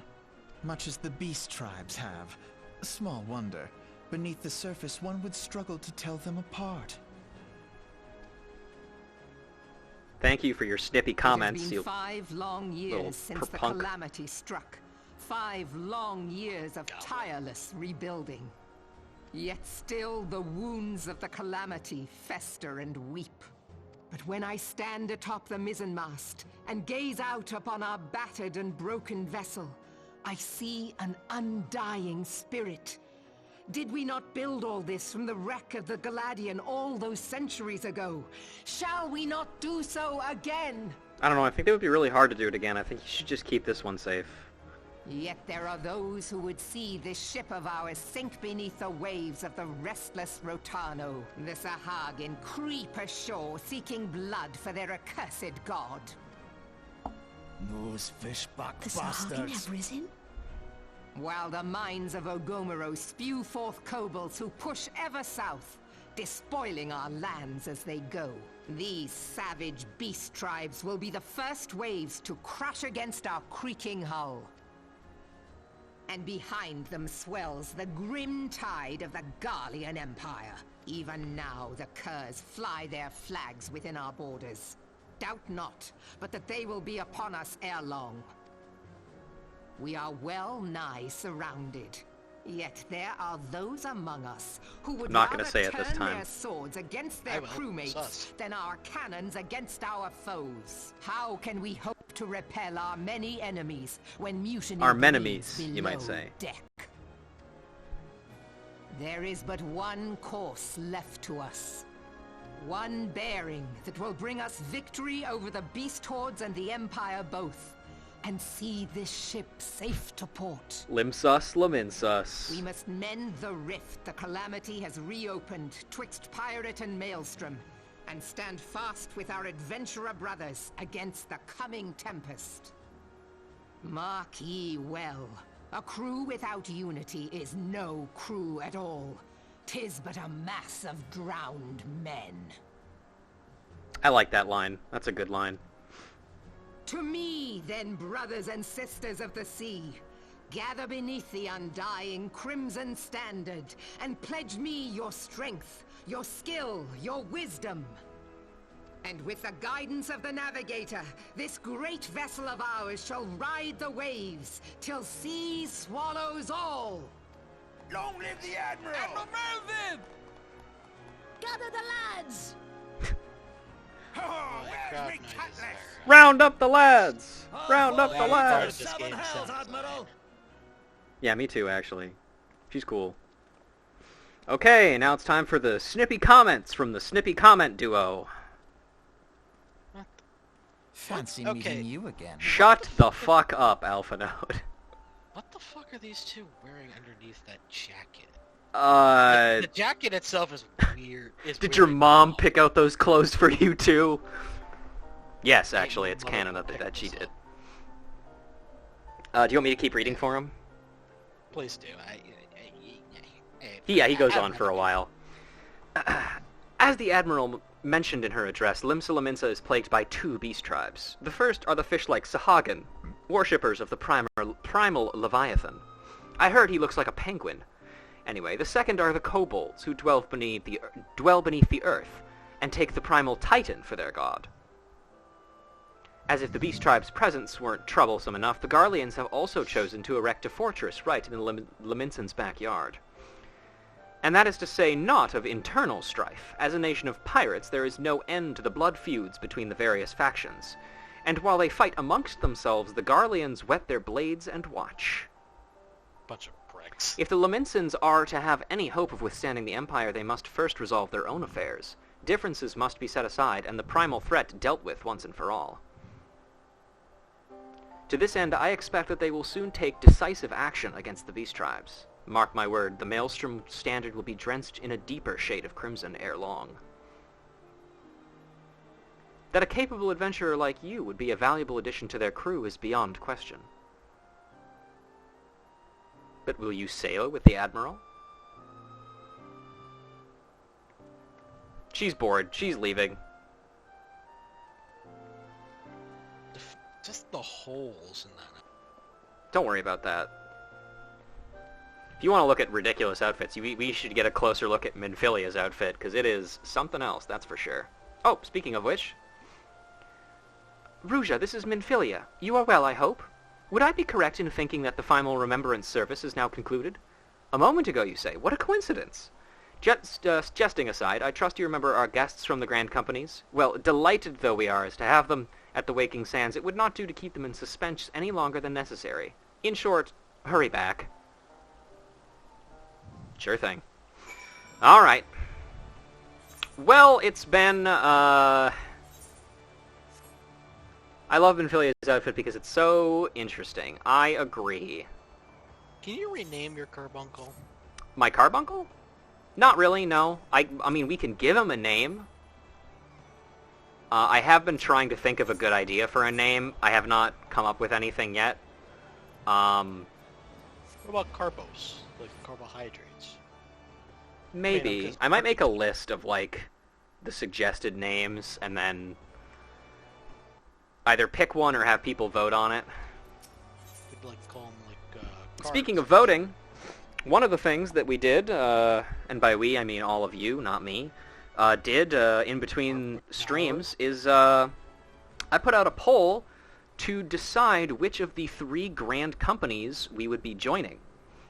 And that poll has since concluded. It concluded yesterday, and we have the results. I have them right here in this stack of papers. Not really. Hi, Tataru. Cool. Here's you again. Some people let fame swallow their heads, but I believe that yours remain proportionate, firmly attached to your body. Well, thank you, Tataru. Thanks. I wonder who won. Well, wonder for only just a little bit more when I announce the results. Or you can go onto my Twitter and just find out, because, I mean, that information is just there. I didn't vote because I just didn't know. Yeah, that's fair. One thing I will say, just before we go on, is I do really like those scenes, because I feel like they gave a very good view of each of the 3 kind of main leaders of the 3 main factions. It gives them a very good, it shows off, like, their leading style very well, I think, as well as, like, the general opinion of the people that live in that city in general.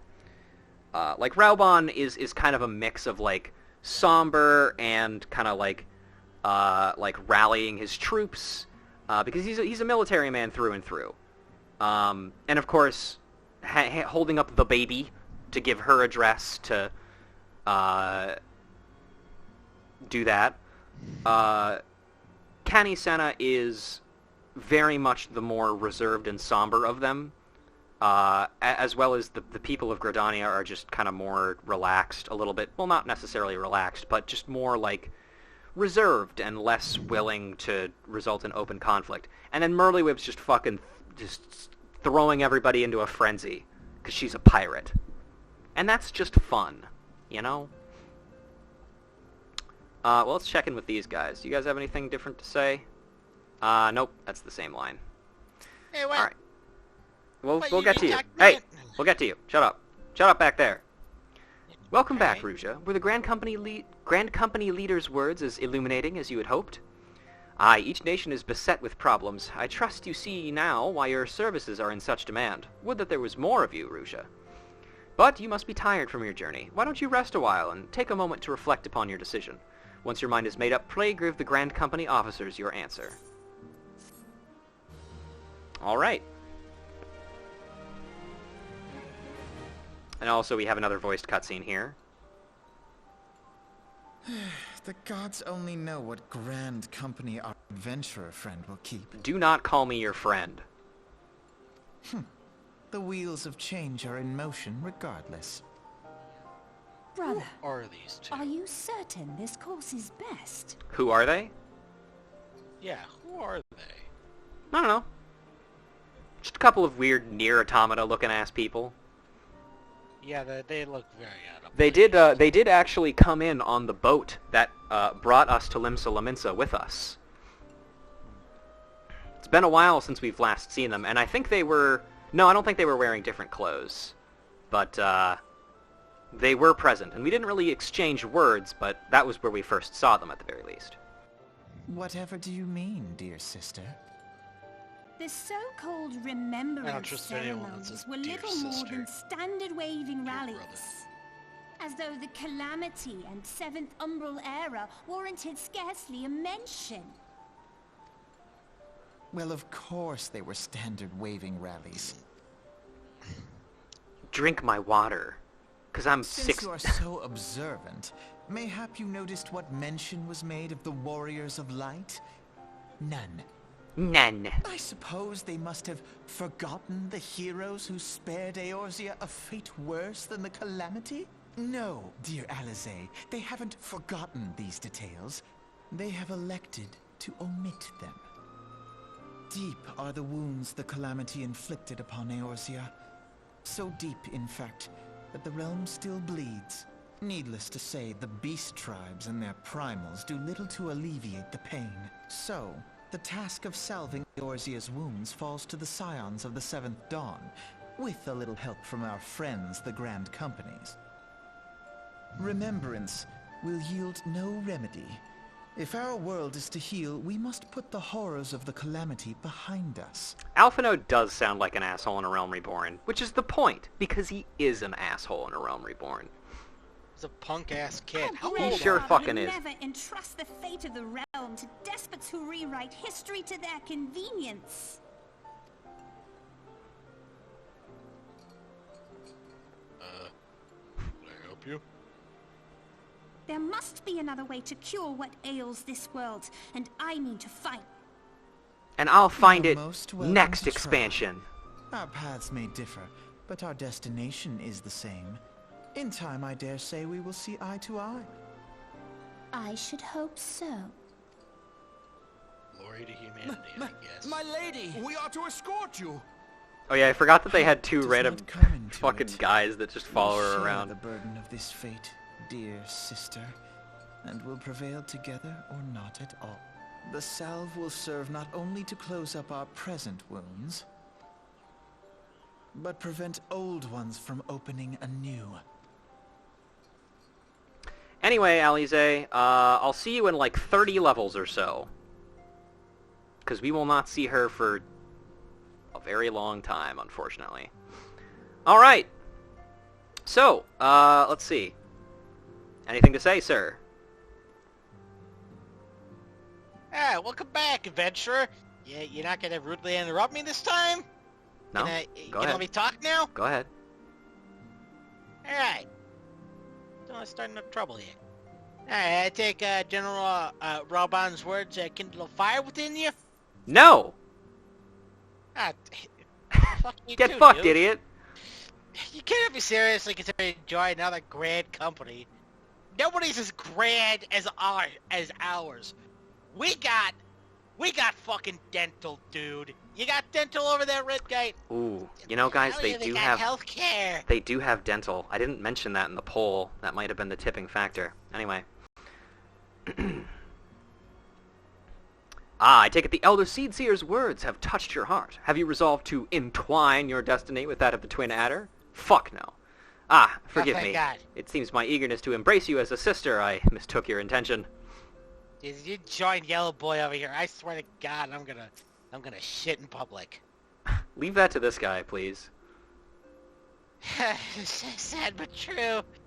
So, that's the Admiral's speech. Yeah, another one for the high seas. I think I'm a bit out of commission, dude. You need not explain. You stand before me now as answer enough. You resolved to join the Maelstrom, have you not? Or are you just checking for answers? I'm checking for Yeah, dialogue here. Sorry, yeah. bud. Yeah, that's it. Yeah, I kind of got the pattern. Well, you have your reasons, but mark me in stormy seas. The strong are... stout heart. Take your time, buddy. It's Pull fine. together, and the vessel will flounder. And when the shit goes down, best only share the fate of the crew. Remember that. That's fucked up, actually. And also not true. Anyway, the winner Sad, dude. of the poll is the Order of the Twin Adders. I fucking hate you, Shut up. bitch. Should have voted on the No. poll then, idiot. Voted on the poll. I'm banned from the poll. I can't fucking vote. Yeah, they don't have Twitter in Eorzea, dumbass. Anyway. You have chosen wisely, my friend. The Elder Seeds here will be overjoyed. Without further ado, let us speak... You and your carrier pigeon media. Shut the fuck up, I'm talking. We will speak of practical matters. In order to complete the enrollment procedure, you must report to our headquarters in Gridania, the Adder's Nest. Twin Adder recruitment officer seems eager to welcome you to Gridania's grand company. Yes, so don't worry, I also didn't really vote, given that I don't do Twitter. It's true. I should make... Hey, here's a question. For the future, should I actually make the polls on a different thing other than Twitter, and then just have, like, a link to it on Twitter, and then post it around, just so more people can participate, even if they don't have a Twitter? Do you guys think that would be better? I mean, I don't know. If you link something in Discord, I'll probably see it. Okay. Yeah, I'll probably do more polls. Why not make a Discord? It's so much work. Anyway. I might. I don't know. Eventually. Who knows?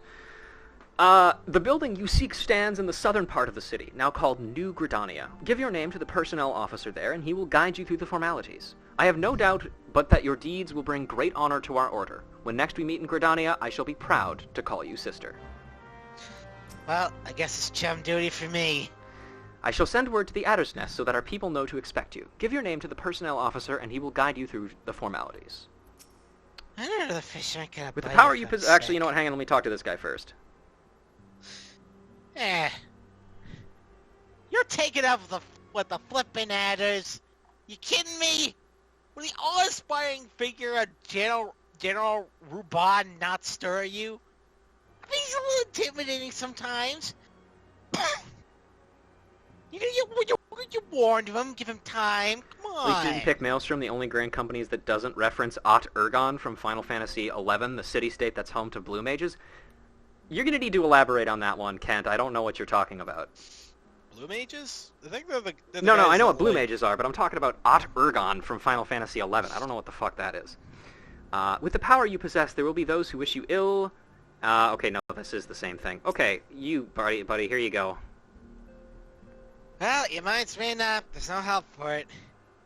You know that like tide, men's hearts have to change. God help mine does. And when yours does, you may be certain of a warm welcome from us. Hopefully, maybe a little less warm from me. Alright.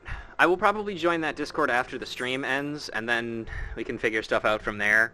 I might personally request that I get to make my own Discord for it, just so I'm the king of it. I have the little crown icon, because I'm a narcissist like that. But it should be fine. It's cool. Ot Urgon is stylistically very similar to Ul'dah, to the point of having a military force called the Immortal Lions, led by one General Rauban. They also have the two snakes as the symbol on their banner. You can hand over ownership? Oh, okay, that should be fine then. I may actually, in that case, stylize it into, like, an official A Realm Reread Discord. Just for fun, you know? I'm pretty sure it would just be, like, the exact same people that's in, like, every Discord I'm in already. But hey, you know what? Whatever. Oh, Kent has sent me an image. I really don't like giant baby head Moogles. Giant baby enemies? Giant baby head Moogles. Oh. I think they're funny looking. Look at this jackass. Oh, well, no, on closer inspection, it's not as bad as it looked. I don't know, it's Anyway. just like the giant head and like the really tiny body. I have a big head and I have little arms. Okay, I am going to click join on this server. And then I'm going to very quickly notification settings, only at mentions. Okay, we're good. Whew! Anyway.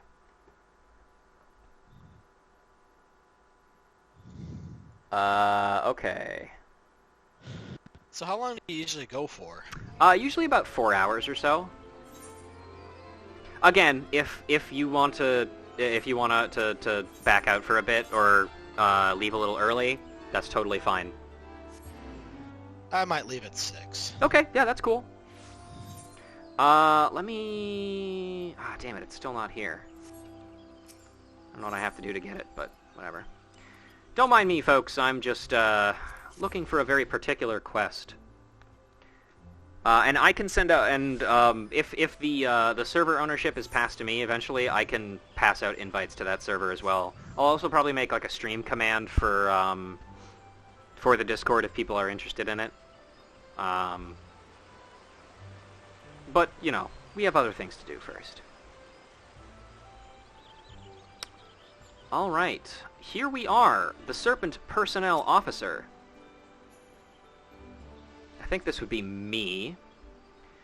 You are come to the Adder's Nest, headquarters of the Order of Twin Adder. Ever do we welcome those who would toil in the Elemental's name for the good of our forest nation. Let's see, what would our girl say? Would she say her name, or, like, and say, I believe you're expecting me, or, hi, I'm here to enlist? She's definitely shy, so I think this second one here. Hi. Ah, might you be Rouge Lorelei? I thought as much. Our recruitment officer sent word that you would be coming. It is a pleasure and an honor both to welcome you to our ranks. Now, let me gather the relevant documentation. And here's you. Sir? Oh, look at this guy. Looks like a medieval serf looking ass.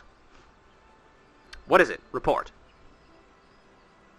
Your message from Yeah. the Embassy expired, sir.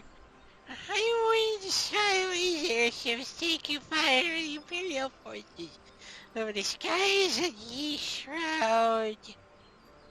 The vessel's engines were crippled, sir. It was forced to make an emergency landing in the southeast of 9 Ivies. 9 Ivies? Gods, this could not have come at a worse time. All but a handful of our forces are presently afield dealing with the Ixal. Ruja, I know full well you have yet to be formally inducted into our ranks, but we have urgent need of your aid. In all likelihood, the airship was bearing civilians, and if the reports are accurate, it will have come down dangerously close to Garlean-occupied territory. Please make all haste to the area southeast of 9 Ivies. Locate the airship and ascertain the status of the passengers. Okay. Anything else to say? Please make all haste to the area southeast of 9 Ivies. Locate the airship and ascertain the bullshit. Do you have anything to say, Mr. Vorsail? No. Alright, we are off to East Shroud, then.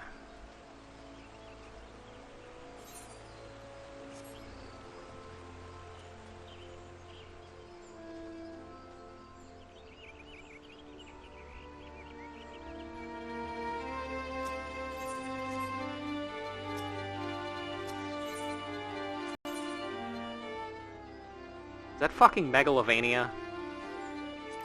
Gotta get out of here before I get DMCA'd.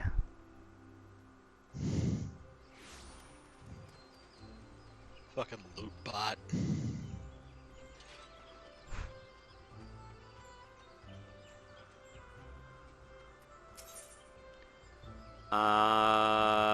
Yeah, sweet blimp here.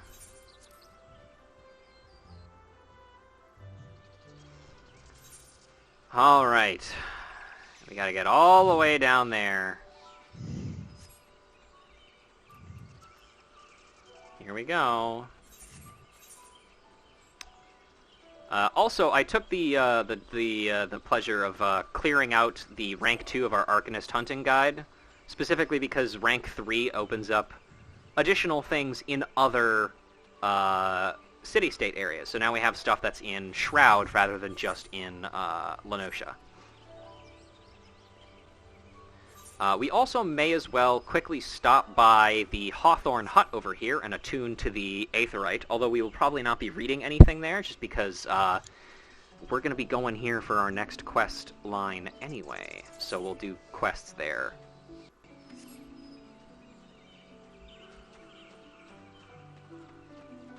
There's somebody flying on the fat cat mount. I salute you, sir.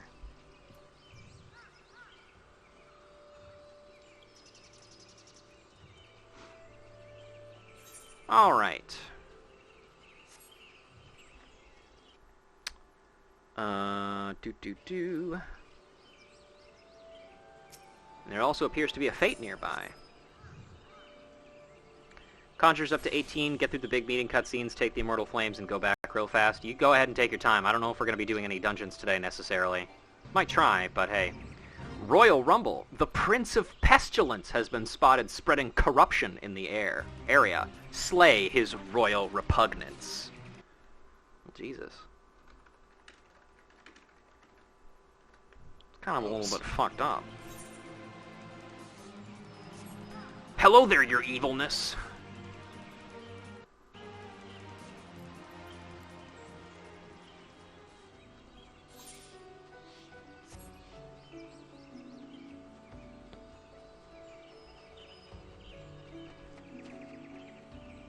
Ah, and here we have, this must be the Spire, yeah? Yep, Emerisay's Spire. And also we have another fate over here as well, which is Lazy for You.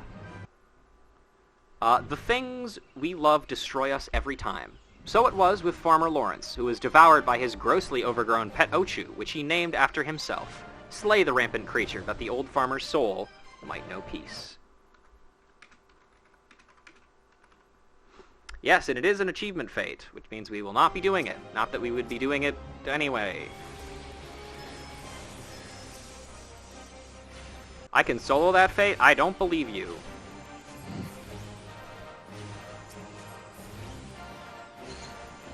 Besides, I have Ivies to kill.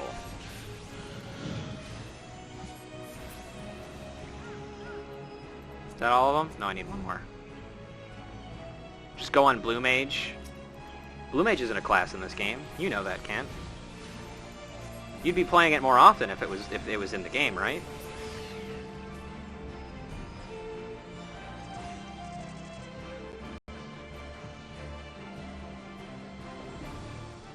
Alright. Oh, excuse me, sir. I'm kind of in the middle of something.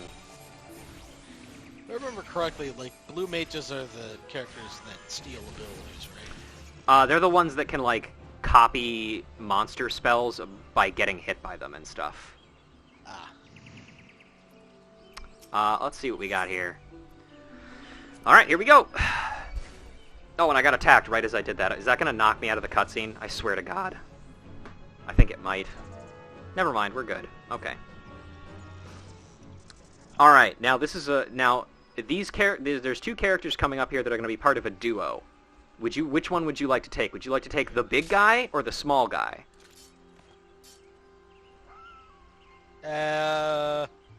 Like small. Small guy? Okay, I'll take the big guy. An adventurer? What are you doing out here? No, wait, let's find some cover first. I remember the Mega Man cartoon. That's how I first learned how to program a VCR. Really? Nice. I have a GIF on one of my starting screens that's, hang on, I'm just going to switch over to it real quick just for the heck of it. It's Mega Man getting punched by Pharaoh Man.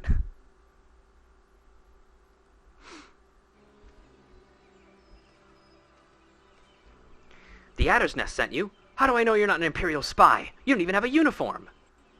I don't have it yet. I'm not actually part of the Order yet or whatever. Oh, thank God, it's Robin Hood. Here, you can do this one in the meantime. Peace, friend. We mean you no harm. You are an engineer of Garland Ironworks, are you not? We were alerted to your plight and have come to rescue you. Mega Man cartoon would always come on during church, and I was always forced to go to church, so I'd program the VCR and watch it when I got back. God damn you, church, for getting in the way of Mega Man. Yeah, this is still you. And you are Ruja Lorelei, I assume. I was told to expect an honorary serpent. My thanks for your aid, friend.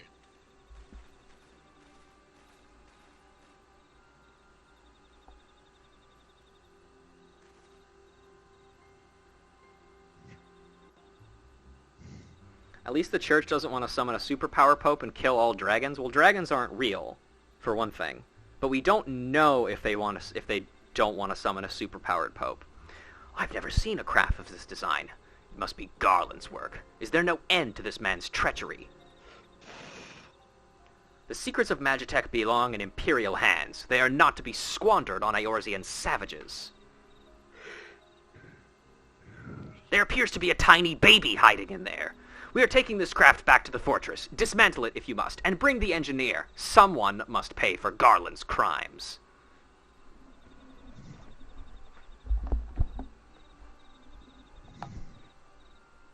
Here's you again. Imperial scouts from Castrum Orange. They mean to requisition the ship. Wedge, you have to help him. That fool of a Lalafell was actually hiding inside the tiny Bronco. You... The tiny... oh, dear. The tiny Bronco? But isn't that the Ironworks' latest creation? Also, what the fuck kind of name is that? It's the first airship we built since the Calamity. The first since Master Garland... Well, since he went missing. And also, shut the fuck up. I didn't name it, okay? After years of work, she was finally ready for her first test flight. And she was soaring. She really was. Till those bastards blasted her out of the sky. The tiny Bronco. Sick Final Fantasy VII reference. Of course, that's the only Final Fantasy game that exists, after all.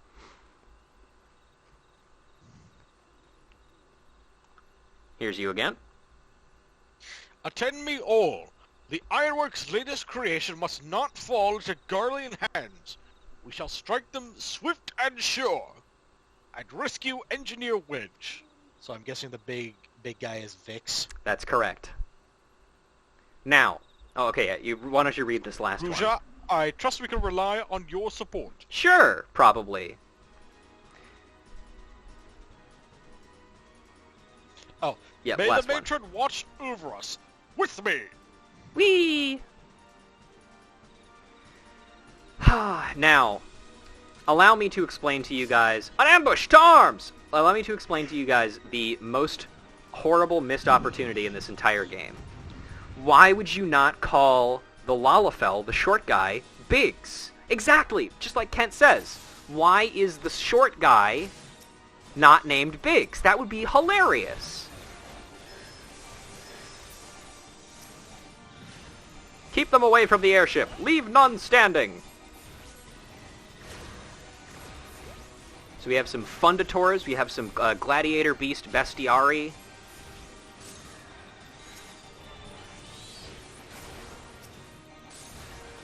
We have a Decurion.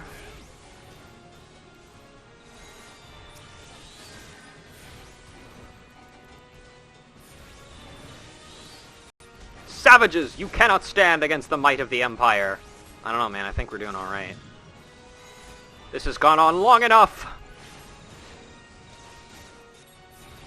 Oh, we've got some new friends that have been added to the fight. Some more Fundators and a Magitech Vanguard. Annihilate these barbarians. Teach them the futility of resistance.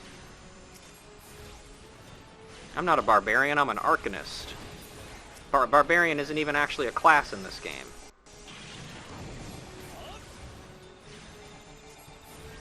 Stop healing yourself. Die with dignity. Alright, we got him. All that's left is to kill the big robot. Can't remember if this is the first time we've seen a Magitech Vanguard at all, but I love the design of these things. I love how you can see, like, the little, like, almost belt, or, like, wind-up wheel on their back. Where are you going, buddy? Oh, nowhere, I guess? Okay.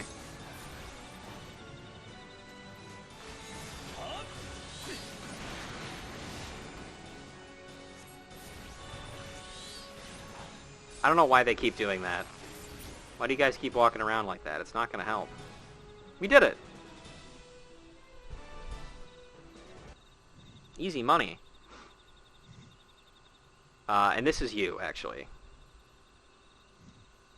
Pigs! There he is. Wedge! You shouldn't have stayed with the ship! That was a close one! Too damn close. So, how's she look, anyway? I mean, the auxiliary propeller is a dead loss. I think I can ring enough thrust to the main propeller to get us airborne. A few minor modifications, and we should be able to fly the tiny Bronco home. And I guess this is you again. While you do your work, we shall keep watch over the perimeter. The enemy may yet be lurking nearby. As for your router, you have done more than your part today. I bid you return to the Adder's Nest and complete your enlistment. Oh, I pray there be no further interruptions. When we next meet, let it be as fellow serpents of the Order. I just wanted to say sorry, you know, for calling you an Imperial spy and all that. Got that wrong, didn't I? Haha! Seriously, though, if it hadn't been for you and that twin adder lads here, we'd be chained up in a dungeon by now. I'm in your debt, friend. We both are. Wedge! Yeah? I thank you. We're very grateful. Damn right. Alright. Are you guys... Nope, they're just gone. Okay. Wow, they work fast. Alright, let's get the hell out of here. Also, actually, you know what? Before we go, let's take a look at... we haven't been this far south before. But as you can see, just down over here, we have Castrum Oriens, or the entrance to it, at the very least. This is where the Imperial Scouts came from. And further yet, beyond that, you can see a structure known as Baelsar's Wall. Might be able to get a little bit of information on that if we talk to some of the lads over here. So let's do that real quick, shall we? But first, let's also look at Jack of Trades. Jack of all trades. The Jackanapes and his rowdy troop are defiling the forest as they roam in search of new territory. Slay the leader of the pack before he can do any further damage. And also, of course, let me just make sure I have that one noted down so I don't take pictures of it later. There we go. Alright. Maximilo. Out of all the watchtowers manned by the Wood Whalers and God's Quiver, Amerise's spire here is the newest. Cast your eyes to the south. You see that fortress? That's why we're here. To keep an eye on the comings and goings of the Empire's curs.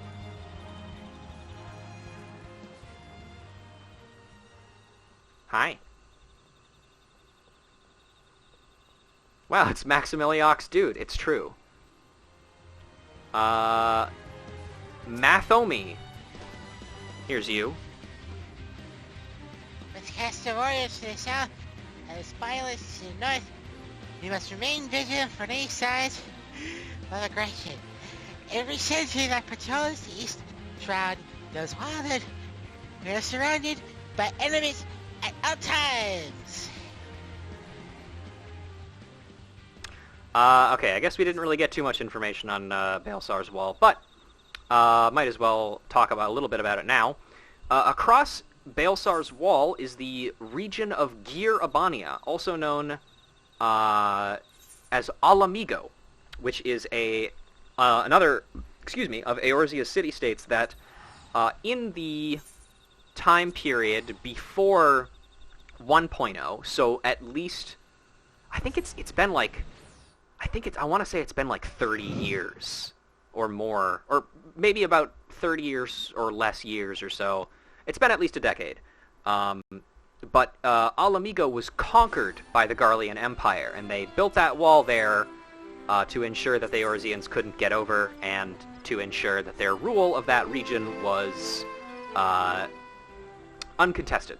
Firmly in backstory territory. Yes, that's correct. I think I might call it here for myself. Okay. Well, hey, thank you very much for joining me, Tom. Hopefully I get allowed onto the stream. Yeah, no, absolutely. I'm happy that you were able to help me this far. Thanks for coming on. I will probably keep going for my normal period of 2 hours. I'm going to take a quick break here, though, just as you leave. But, yeah, thank you again very much for joining me. All right. Thank you to stream, and I'll see you all sometime later. Yeah. I'll talk to you later, Tom. Later, bud. Bye. Alright, folks, as I said, I'm going to take a quick break here. I'm going to run downstairs and fill up my water bottle. Maybe get myself a little snack or two. Yeah, I will be right back. You all should do the same. Understood? Good.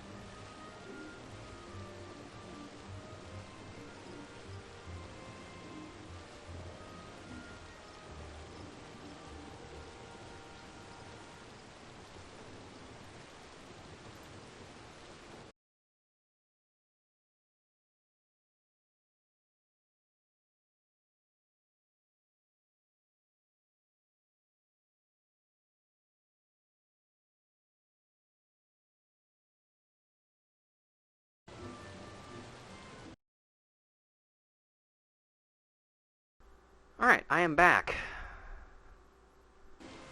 Hello, and welcome.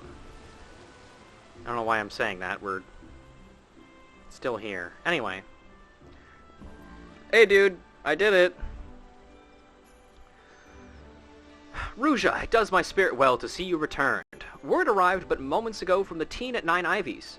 Lest you worry, the 2 engineers are safely on their way.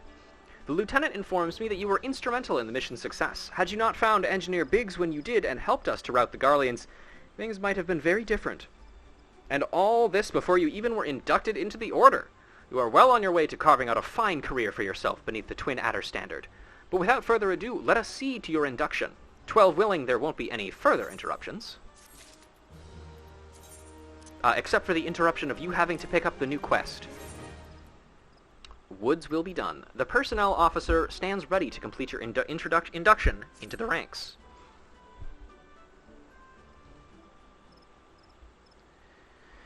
Protocol requires that I apprise you of who we are and what we do, after which I will invite you to swear an oath of your own free will. Ahem.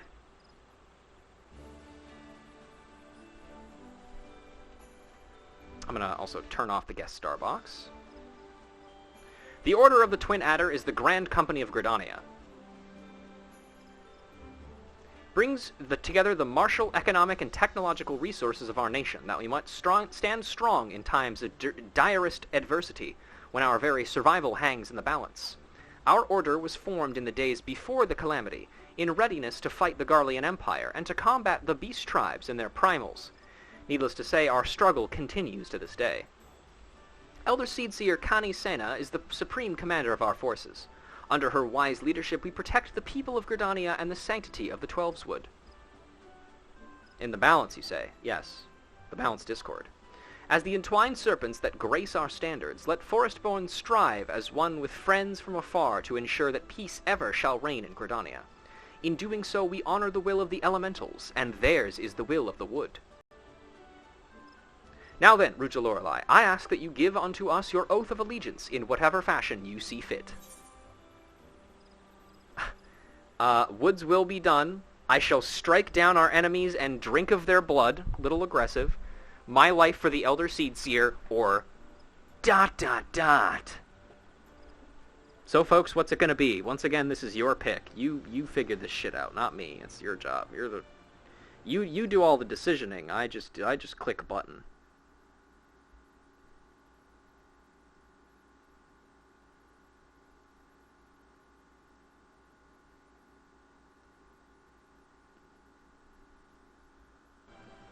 Ruja would be too scared to speak.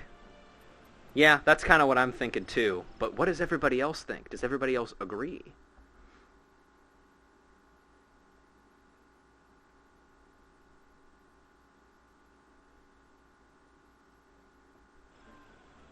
Woods will be done isn't a great way to lead your life. A lot of us struggle with it. That's true. I say we go with dot dot dot. I don't even know if this is an answer. The elementals need not words to know your heart, and there is no doubt in mine own that you will prove a stalwart servant to you, so that I don't actually have to make a pledge. That was just kind of bullshit, huh? By the power vested in me, I assign you the rank of Servant Private, 3rd Class. Rouge is an ellipses kind of lady. True. You are now a woman of the Order of the Twin Adder. Go forth, Private Lorelei, and do that which brings the peace to the Twelveswood and honor to our name. Henshin. Henshin! Unfortunately, I can't be a true common rider because I can't wear a helmet because I'm a Vieira. What a sad life we lead. Oh, another stink pearl call. Can you hear me, Ruja? This is Minfilia. An officer of the Order of the Twin Adder contacted me with news of your enlistment. My congratulations, Private Lorelei. I have no doubt that you are eager to make acquaintances of your new comrades, but I would ask that you pay a visit to your old ones first. Remember, though you are now a serpent of Gridania, you are no less a scion. Pray return to the Waking Sands at your earliest convenience. There are some friends here whom I would very much like you to meet. We shall be waiting. The distant call of a friend in need, perhaps? As you are needed elsewhere, I shall not keep you any longer. I would, however, suggest speaking with High Serpent Commander Vorsail Hulo before you depart. He may provide you with assistance on the journey ahead. He stands over there most of the time.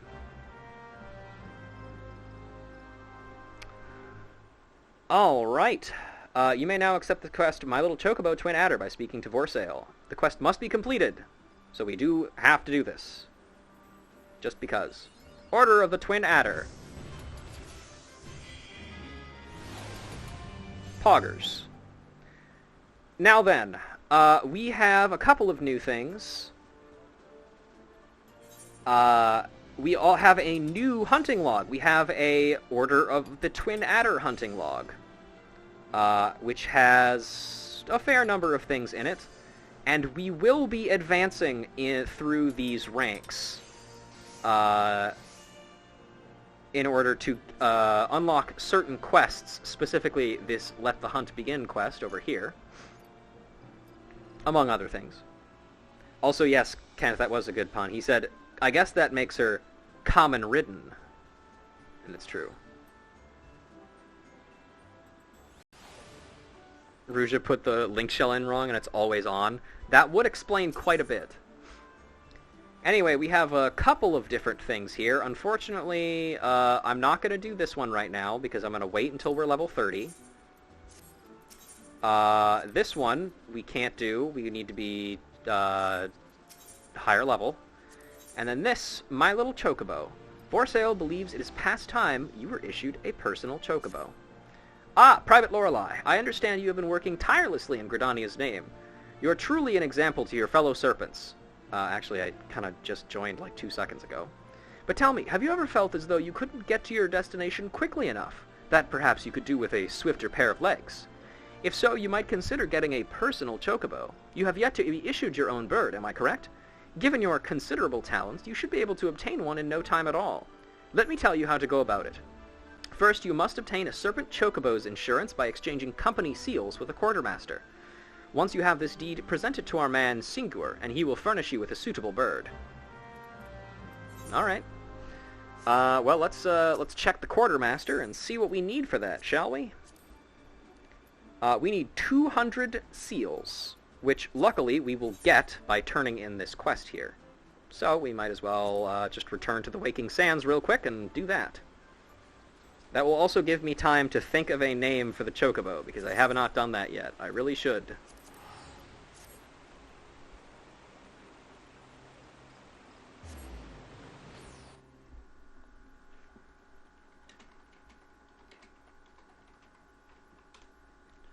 All right.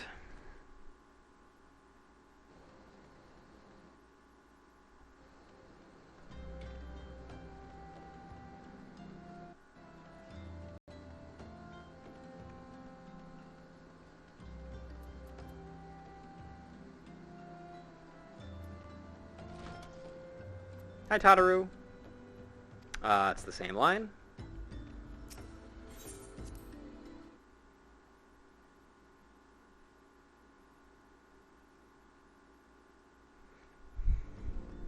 Oh, hey, it's Yda and Papalymo.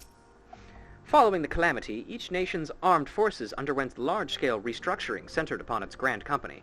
In Gridania, the Order of the Twin Adder absorbed both the Wood Whalers and the God's Quiver, while the Laminsons enacted the complete merger of the Maelstrom and the Knights of the Barracuda. Ul'dah is the odd nation out, having made no notable changes to its armed forces. As before, in the spirit of the Sultanate, each entity retains a certain degree of independence. Yda, let me see if I have this right. You're an adventurer who's a scion and a serpent? Golly, how do you keep track of everything? Oops. It might be fun pairing up with lots of different people, though. Me? I'm always with Papalymo. Come to think of it, why am I always with Papalymo? That's a good question. Why indeed? Oh, looks like we might have some new folks around here. Let's see. Brennan! Hey, ain't you the last that rode into that boat with into Limsa with me? It is you, ain't it? Ha! Glad to see you found a good home. What am I doing here? Well, I heard tell one of me brothers came through not long ago. It's like I just missed him, though. I ain't seen either one of them since the calamity. Didn't even know if they were still alive. But after running into folk who swore they knew me time and time again, I reckon they had to be out there somewhere. I've been traveling and peddling in the hopes that I'd find me brothers ever since. If you see a fellow what looks like me, let him know that Brennan's looking for him, would ya? Sure. Let's see. Arnvald? I hear you pledged yourself to a grand company. Me? I don't think I could do it. I'd never feel like one of them, no matter what the recruiters say. That's interesting. I wonder why he thinks that. I'm not sure I grasp the purpose of these remembrance ceremonies. Whether you remember or rewrite the past, what does it matter? It isn't though you can repeat it. Our present-day enemies ought to serve as sufficient motivation, don't you think? The only lessons I believe we should take from the calamity is that greater threats can and will appear. We also have Haneko Burneko with some music. The Waking Sands Orchestral Roll. Music roll for the Waking Sands. Sure. Oh, and you guys have a third friend now. I've been chatting with Persevanes, and we both swear there was another member of our crew. We still ain't figured out a way to prove who we was, but just you wait and see. Won't be long before everybody sees us for the heroes we is. Looks like they've got some nerd with them. Oh, hey, I remember you. Have we met somewhere before? You must be quite the accomplished adventurers to be welcomed into these halls. Me? No one's ever expected much of me, and so far I've done a fine job of living down to their expectations. She was in that adventurer party with Yda, who fucked up in Tamtara Deepcroft.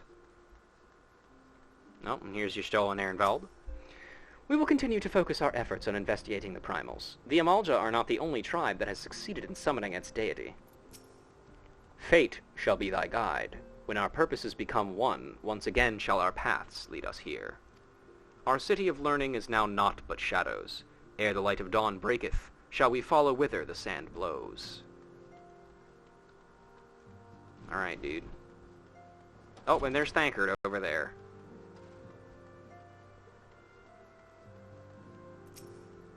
The incident with the traitor still weighs heavily on everyone's mind, the Flame General's most of all.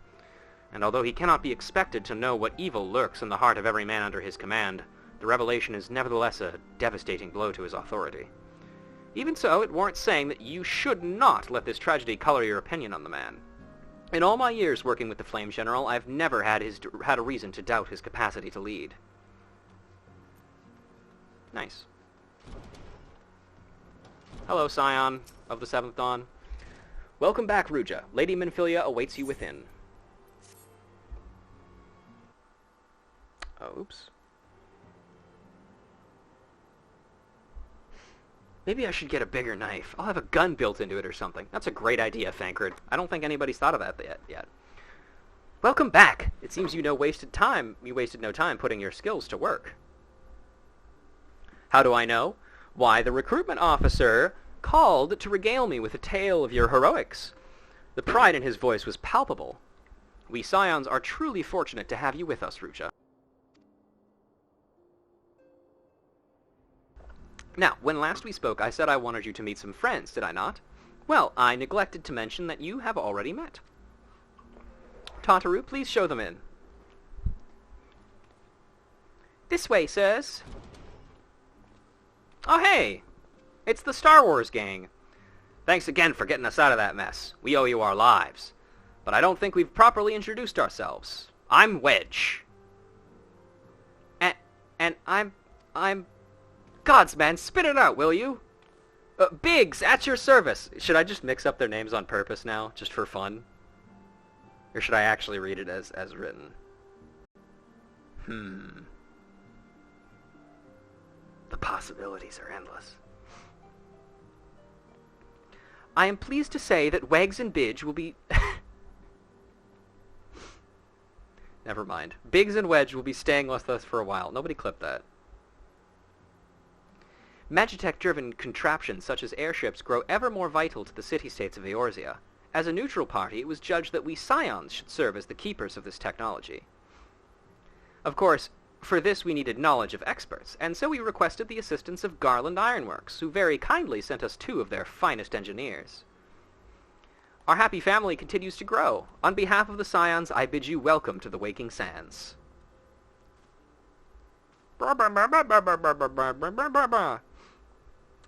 Like every soul here, I love Eorzea, and I count myself blessed to have been given this chance to stand with you all and fight for the future of the realm. Never have I known such fulfillment, such happiness. Hooray!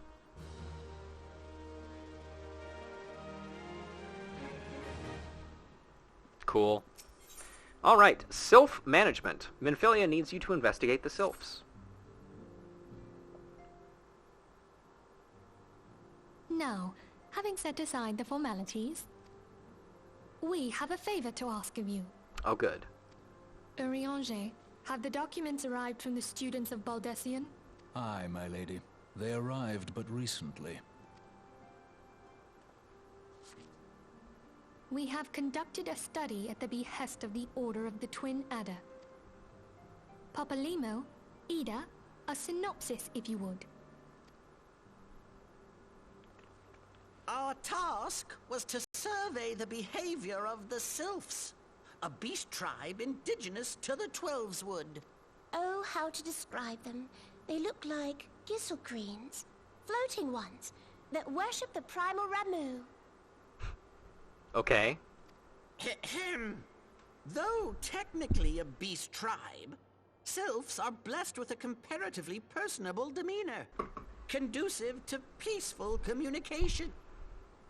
Offering us an invaluable opportunity to learn what the beast tribes know of the primals. While Ramu's existence is well documented, the Sylphs do not, or perhaps cannot, summon the primal any longer, insofar as can be ascertained, until such time as we know. I do actually like Yda's voice.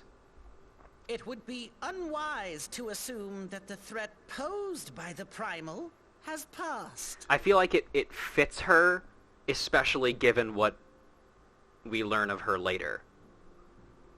Which I will say no more on. With the added worry of not knowing what they should be worrying about. In that regard, they are hardly alone. What we can say with absolute certainty is that Gridania has its hands full fending off Garuda. who, I need hardly remind you, is among the most savage and terrible of all known primals. In short, it is essential that we approach the sylphs in as diplomatic a manner as possible. Words and actions can be misconstrued. The only sure way to communicate our intentions is the echo. Winning the sylphs' favor may well bring us a step closer to mitigating the threat of the primals. Will you help us? Okay. I am grateful. No, you're Minfilia. Lovely. Well, as much as I'd like to help, I'm afraid I would be of little use to anyone in Gridania. A veritable babe in the woods. Yda and Papalymo, however, should be able to see the forest for the trees. Is that not so, Minfilia? Indeed. You are willing? No! Leave it to me. And Papalymo, I guess. Us, Yda, us! Well said. I'm leaving.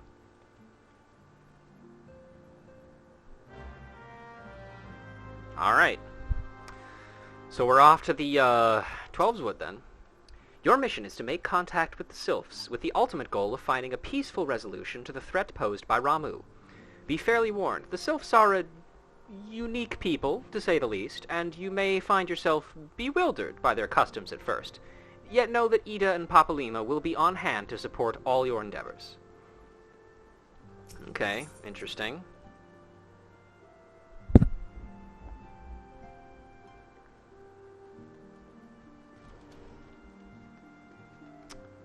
Oh hey, Biggs and Wedge are here as well. We haven't forgotten how you saved us, Ruja. Don't worry, Wedge and I mean to repay the favor in kind. I like it here. Safe, hidden, a bit dank and dingy perhaps, but I've known worse. Plus the receptionist was rather charming, don't you think?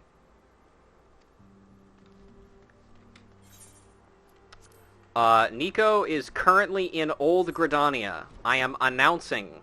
I'm calling him out. That's where he is. Well, we've got some more people here, even. Urianger, Ramuh, beloved primal of the sylphs. Rooted is he in the laws of Eld, the stern arbiter of the forest. Legend hath it that this thunderous entity appeared in the guise of an elderly sage. Thus doth history oft speaketh of the old man of the woods. Interesting. The merchants told me it was Brent that delivered their goods. Maybe if I wait a while, we'll come back with another shipment. Oh, hey, Abba's back, too. They tell me you was instrumental in Ifrit's defeat. Bravo, Ruja, bravo! Perhaps you heard of my exploits. The Flames and I struck a decisive blow against the Lizardmen by destroying and pillaging their stores of crystals. Aye, they won't be summoning their primal anytime soon. Abba neglects to mention that our allied forces suffered heavy casualties. The operation succeeded, but at great cost. With an outcome like that, should we truly consider it a victory? Abba says we should, but I'm not so sure. Stola? With the addition of the 2 engineers you rescued, the Waking Sands has become lively indeed. Were you aware that the entry to Sands requires the fulfillment of certain conditions? One must either gain recognition from the Scions, or earn the approval of Tataru. Our Lullafellan clerk has quite the discerning eye for character. Ah, this guy's new. Harabert. The name's Harabert. I've taken up residence here, for reasons I'd prefer not to delve into. I may not be of much use on the battlefield, but I know a thing or two about dealing with people. If you find yourself in a bind, you do well to avail yourself of my services. Livian? Once upon a time, I aspired to make my name as an adventurer. It all came crashing down that fateful day when I lost the man who led my party, the man who had won my heart. If I could not protect my love, how could I hope to protect my realm? I sunk to the depths of despair. Pathetic, is it not? Others may have come to join some great cause, while I am here because I have nowhere else to go. Uh-oh, love triangles, everybody! The cause of every group's falling apart. Guess what, Ruja? We found our 3rd man. 'Twas bleedin' Satsflow. Bugger me, how could I ever forget about Satsflow? Aye, the 3 of us was always together. I think. So I guess that's this guy then. Alright.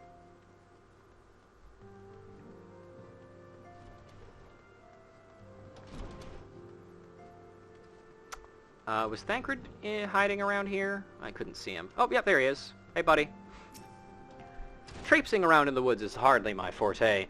'Tis only fitting that those two be the ones to assist you this time. Lest you harbor concerns about me and my idle hands, know that I will be busy conducting my own independent investigation while you entreat the sylphs. Love triangles, just make it a love quadrilateral and your light party woes will be solved. It's true. Although that didn't really work out for that party, because I think the thaumaturge guy, he wasn't super interested in whatever. Hey, Tataru. Good morrow, Ruja. I trust your investigation is faring well. Kinda, yeah. Alright. Back to Gridania, then. Wahoo! Super Mario. It's a me. Aha! It's still not here, goddammit. Hang on, let me actually just double check this house that Death built quest here. I think I actually will pick this quest up just in case, but Nojiro Maoru has a glut of gossip he has been dying to share with something. I'm looking for the sightseeing log quest. Because I'm positive you get it in Gridania, but I can't remember where. If you're poking around looking for work, you must be an adventurer too, am I right?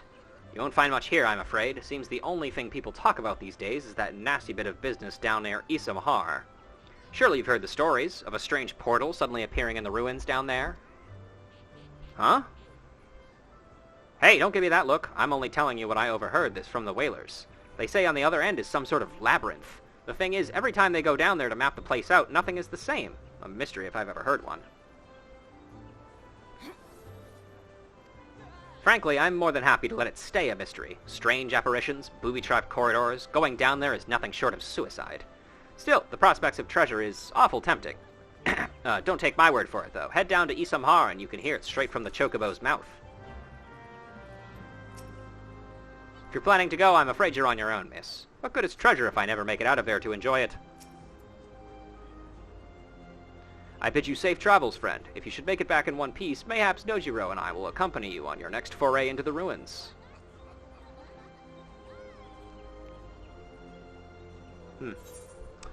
I was wondering maybe if that quest was, like, stuck under the other one, but I guess not. I'm sure we'll find it eventually.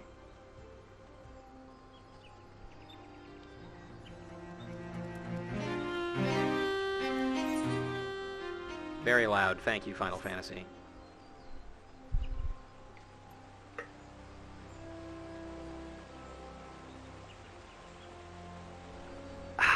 Alright. First, let us pick up a Chocobo license. Kablamzo.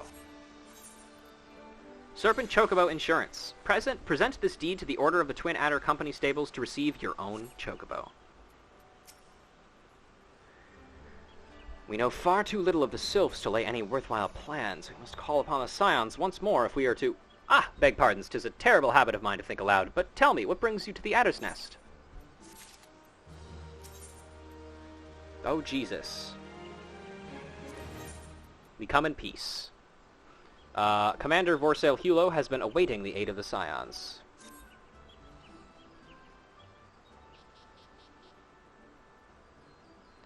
Well, if it isn't Private Lorelei reporting for duty. That's the zeal I like to see for an enterprising young serpent. Excuse me.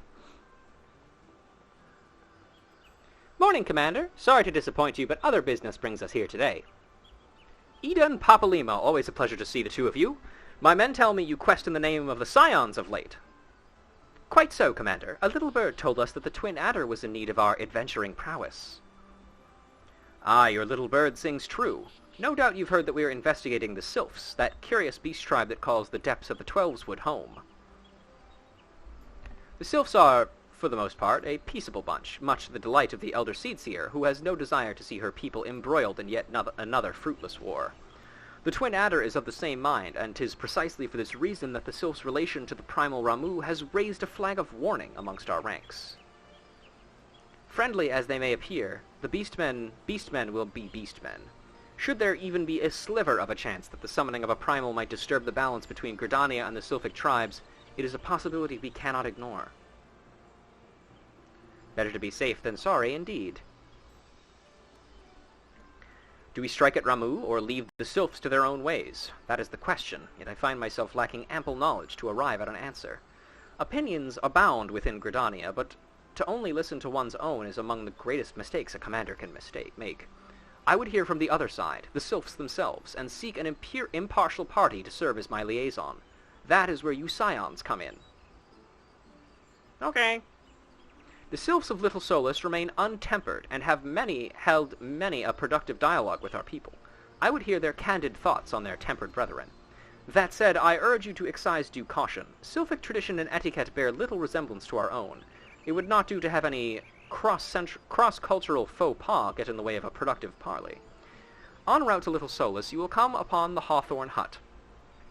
Our officers stationed there can enlighten you as to how to win the Sylph's favor.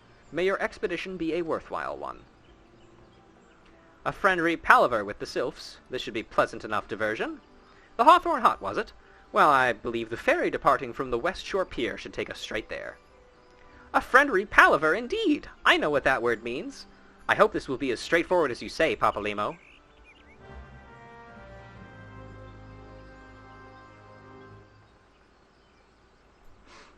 All right, well, we gotta go get ourselves a Chocabo first, don't we?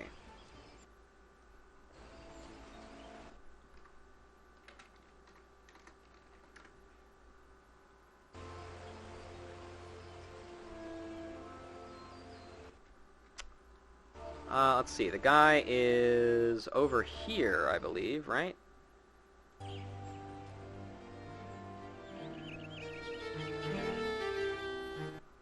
Shut up over there. Let's see.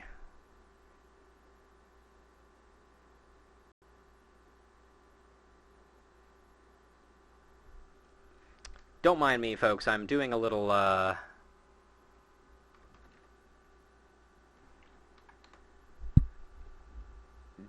research here.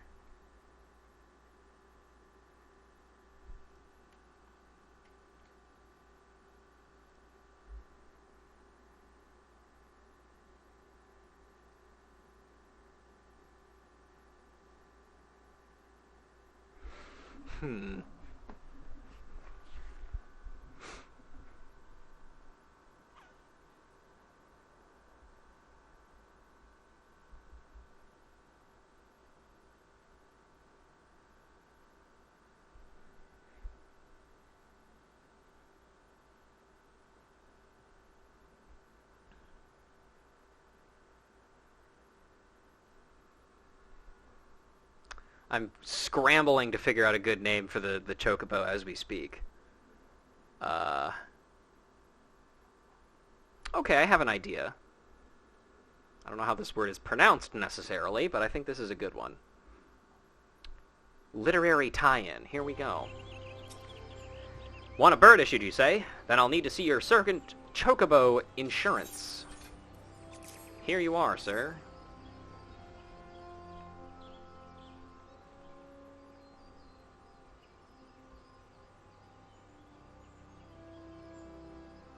Yes, everything appears to be in order.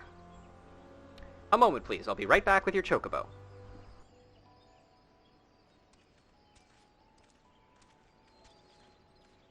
There he is. There he is.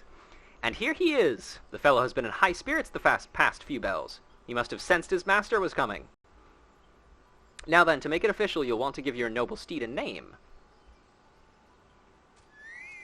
Quah! Alright, so...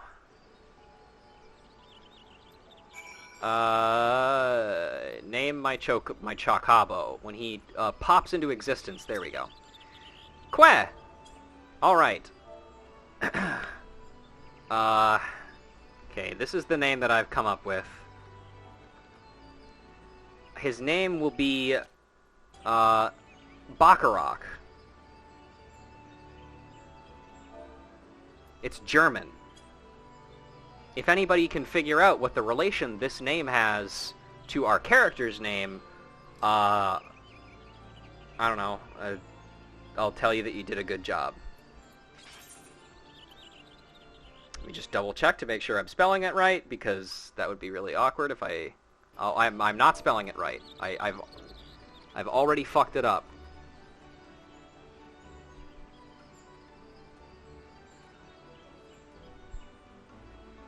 There we go.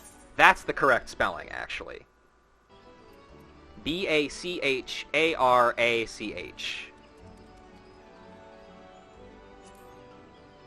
Queh.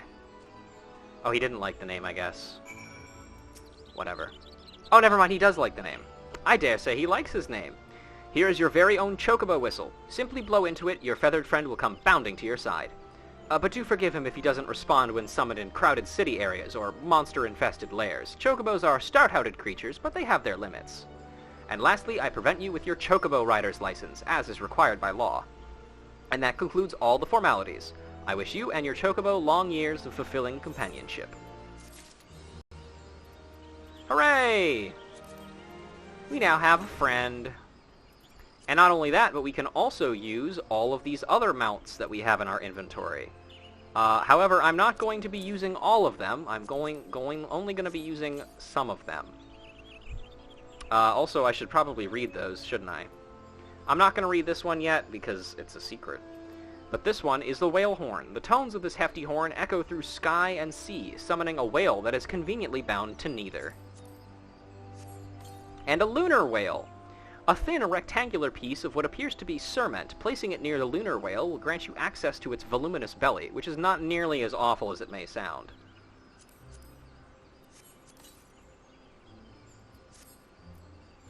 Alright, so let's take a look at our mount guide, because we have a mount now.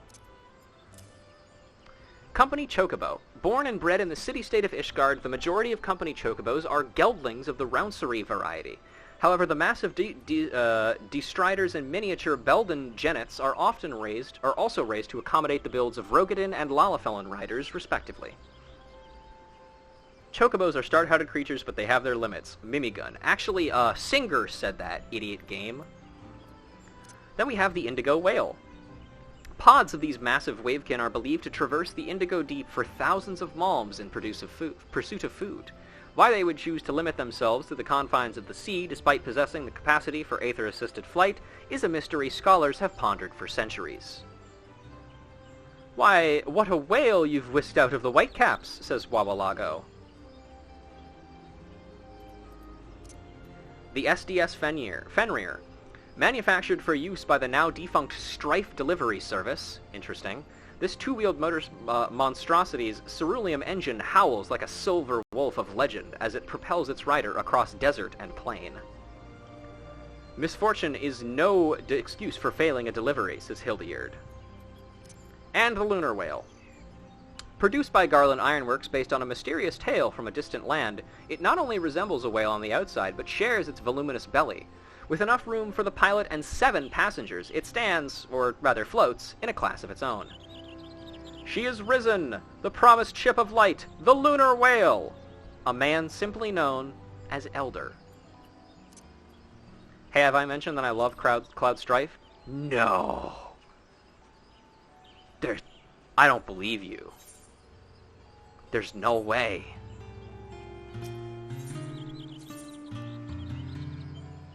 Anyway.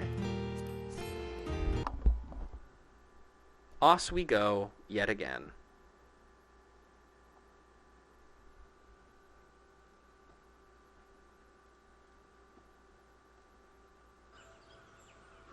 Amused by my tone and obligated to be annoyed? Yeah. Oh, you did just unlock the sightseeing log. Did it just become available? Let me go check, actually. I wasn't really paying attention. Hang on. Hey, let's go. There it is. Okay, yeah, so it's self-management, I guess. That probably unlocks it. Of course it is. Why wouldn't it be? It unlocks the other thing. Anyway. Now Gamdula wishes the patrons of the Carlian Canopy would keep a closer eye on their belongings. As if I'm not busy enough without playing Lost and Found. Oh, do forgive me, friend. Once again, one of our customers has departed without her belongings, and I'm at a loss for what to do about it.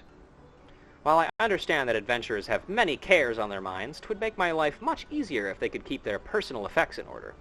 But you did not come to here to lend an ear to my grumblings. This is the book in question. The face of its owner was unfamiliar to me, but Errol over there seemed quite smitten with her, as with every pretty lass he lays his eyes on, but that's neither here nor there. Might I trouble you to inquire as to the girl's whereabouts? I've found the man to be less than forthcoming ever since I spurned his advances. Anything else? Nope. Okay, what's this book? Age-worn log.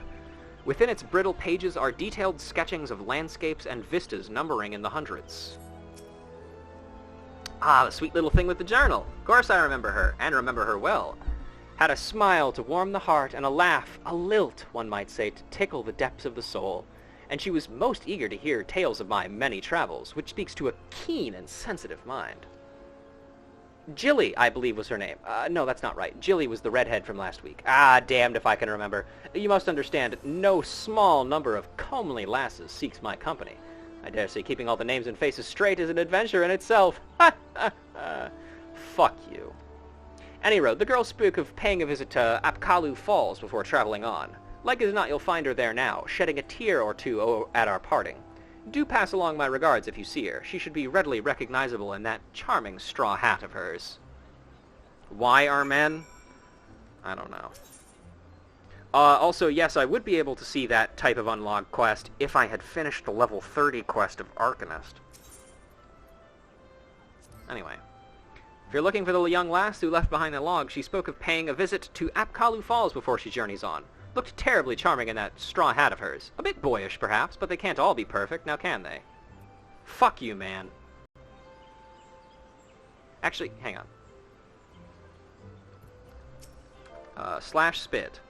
Fuck you. It's not a command, actually. It's only a command in World of Warcraft, because World of Warcraft is awful.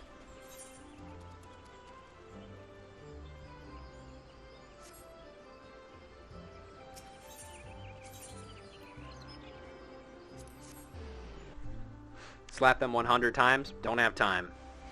Name a girl that isn't already perfect. Yeah, I can't.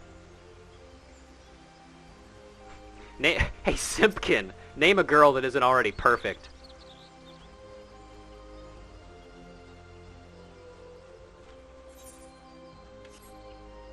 Alright.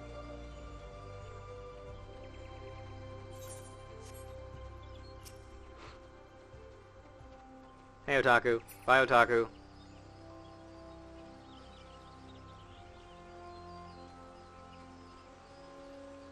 Oh, here she is. Hello, miss. Pardon, I don't believe we've met. Hmm? You've something of mine, you say? Yeah, you left this. Actually, hang on a sec. Amidst a goodly share of empty bluster and braggadocio, or braggadocio? I don't know. Errol offers you just enough information to track down the log's owner.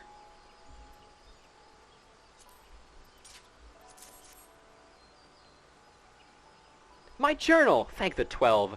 In my haste to escape the clutches of that insufferable mutton-monger, it slipped my mind entirely. Might I be so bold as to ask your name? I'm Ruja. You have my gratitude, Ruja. It may not look like much, but I count this humble diary among my most prized possessions. Its pages brim with tales of the most heart-stirring sights ever seen in our realm, as told to me by the sensitive souls I have met in my travels across Eorzea. Tales that have struck me with the most incurable case of wanderlust. As an adventurer, you too have seen the realm, I'm sure. But I would ask you, Ruja, have you truly seen her, borne witness to Eorzea in her myriads of splendor? Have you stood on the palm-fringed beaches of Costa del Sol just as the sun peeks over the horizon, its rays kissing the sands beneath your feet? Have you lost yourself in the night sky of the Segoli, adrift a boundless sea of stars? Ah, but why do I even try to convey with words what must be seen to be appreciated? To our fortunes, whithersoever we wander, Eorzea's beauty is but a stone's throw away. If I might quote from my journal, yes, this is the one. Afore the fane, before the two that are as one, her divine cup runneth over with light ethereal. Such were the conjurer's words, and I would see as she saw. I saw for myself before coming here, and I can assure you the conjurer spoke true. Indulge me. Go out there and look out upon the beauty before you. I would hear your thoughts. Okay. Yeah, okay, it's the same thing. And we gotta go over to the Conjurer's Guild.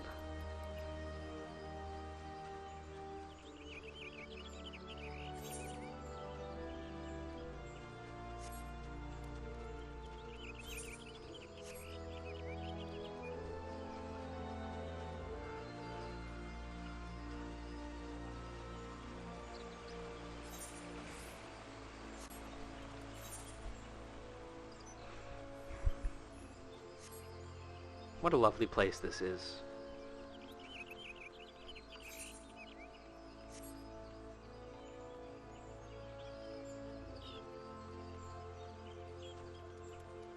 Alright, so I think right here is what they were talking about, so let's slash lookout.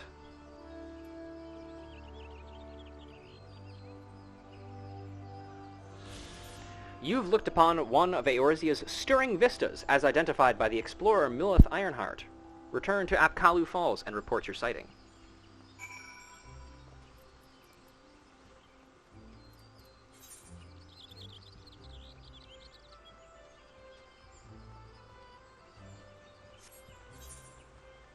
Back we go.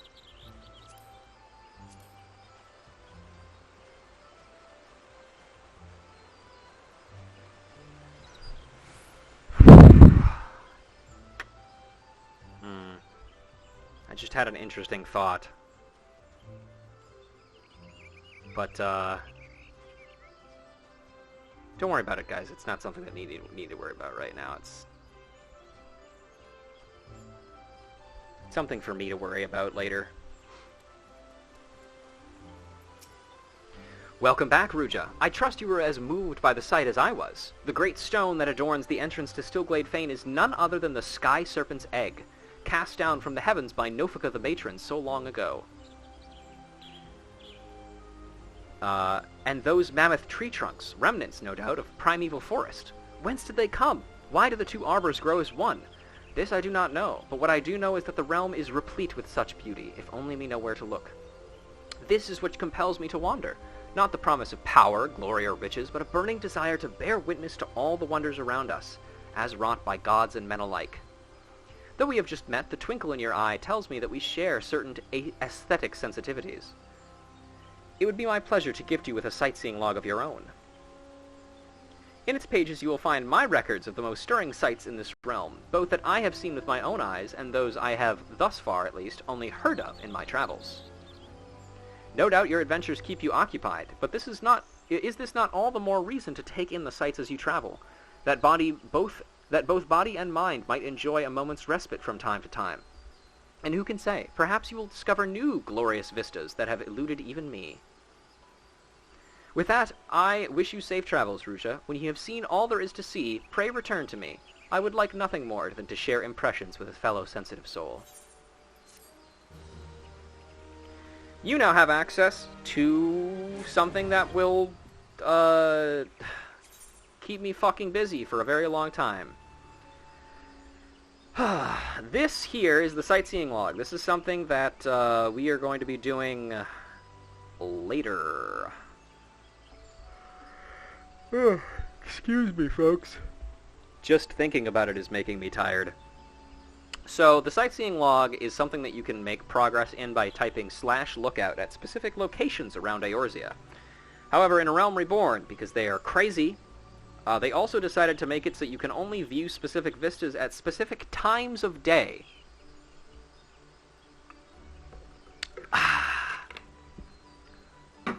Which makes everything so much fucking harder. But whatever.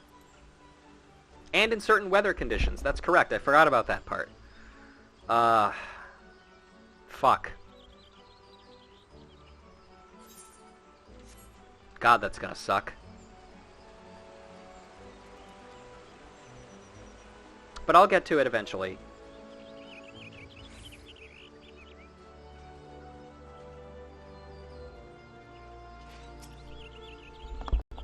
Aye, the ferry docked at the base of this hill will carry you across the lake to the East Shroud. Once you're ashore, head due east and you should find the Hawthorne hut without much trouble.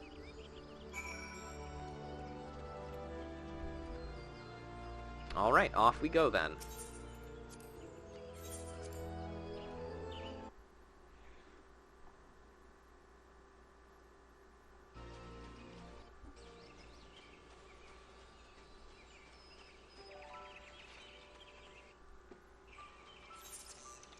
And now we can finally talk to the people in the Hawthorne hut. It's been a long time, hasn't it? We've come here quite a few times now recently, or I have at least.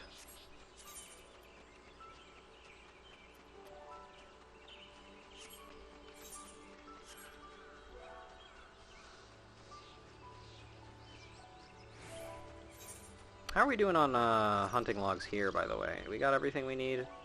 No, we don't, actually. We are actually missing a couple of things in just over here, actually. I might try and clean those suckers up real quick with our archer. This is not one of them, correct? It is the wild boar that we're looking for. Oh, what am I doing running around? I have a fucking mount now.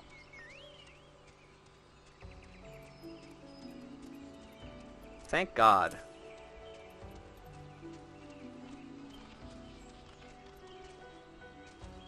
Here he is. Look at him go. What a happy boy. Oh, also I unlocked Peloton, the ability. So I can do this now.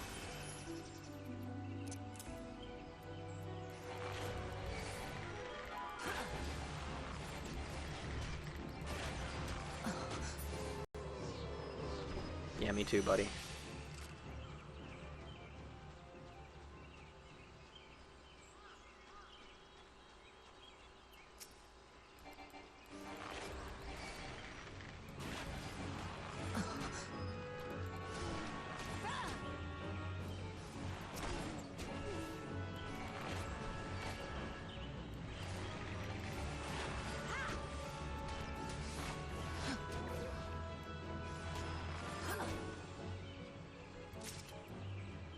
Oh boy, boar hides. The thick hide of a boar. Good old item descriptions. They sure are.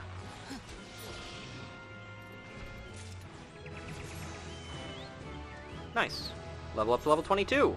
We are 8 levels away from being done with leveling Archer. It's kind of crazy to think about, isn't it?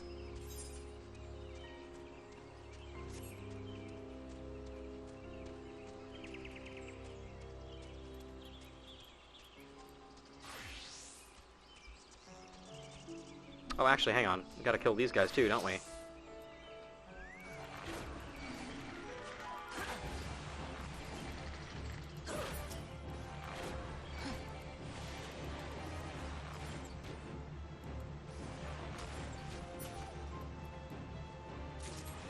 Lemur's done.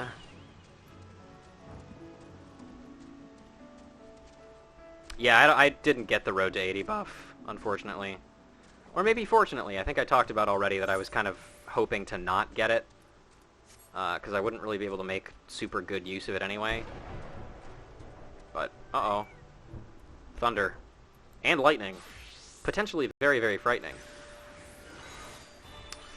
Hello, sir.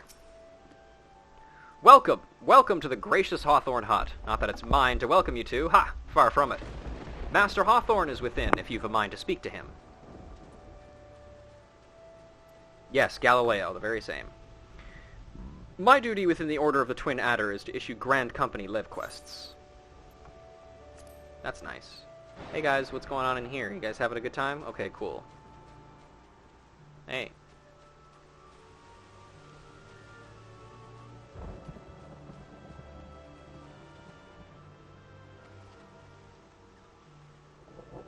We have a Chocobo Keep over here.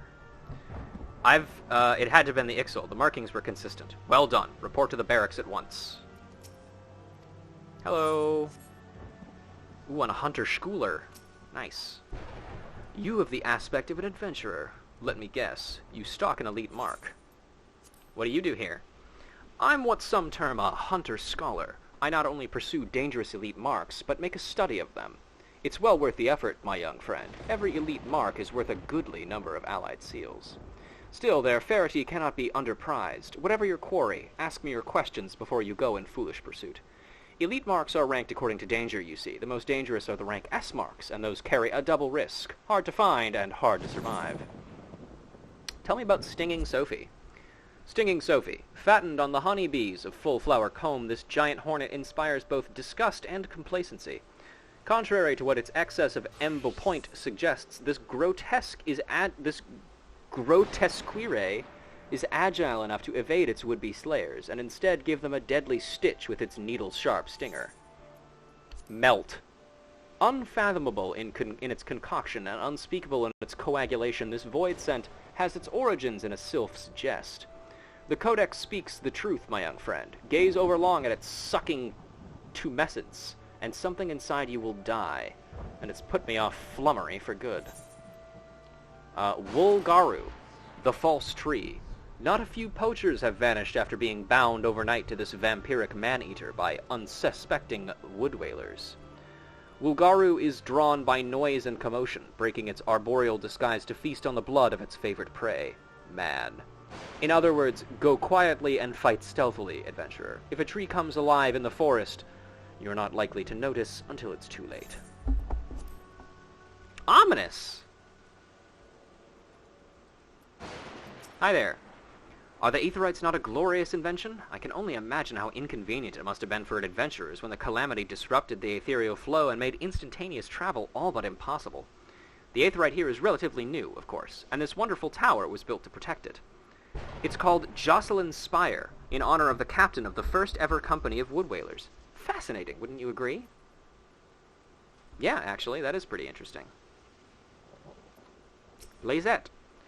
This area is teeming with dangerous creatures. We're doing our part to keep everyone safe, but you must needs take care of yourself as well.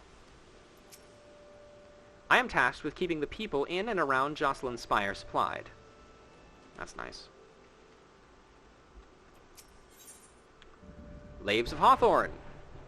Kina Lengha, the Adventurers Guild representative for local Lev quests at the Hawthorne Hut, is seeking an adventure to undertake Guild Levs. Hail, adventurer. I am Kina Leia, a Guild Lev representative for the Adventurers Guild. If work is what you seek, the good folk who reside in the vicinity of the Hawthorne Hut have entrusted me with a multitude of tasks I am eager to assign to stalwart heroes. Stalwart ones, I say again. Many of these Lev quests are not for the faint of heart or frail of body. Before I send you marching into the wilderness, I must see what manner of adventurer has arrived at my doorstep, so to speak. Let's start you on a trial Guild Lev, shall we? How does this one suit you? The Transporter. A young sylph has wandered into Amisay's Spire, tired and frightened. The wood-whalers on duty at the outpost have provided the wayward sapling with water and shelter, but are afraid they will not be able to care for the child much longer. They seek a volunteer to escort the sylph to Little Solace. Client 4th Spear Wood-whaler, Florimont the Fleet. Of course, it's another fucking escort quest. Excellent, you need merely beckon to the sylph, to help lead her to the destination. I hate it here.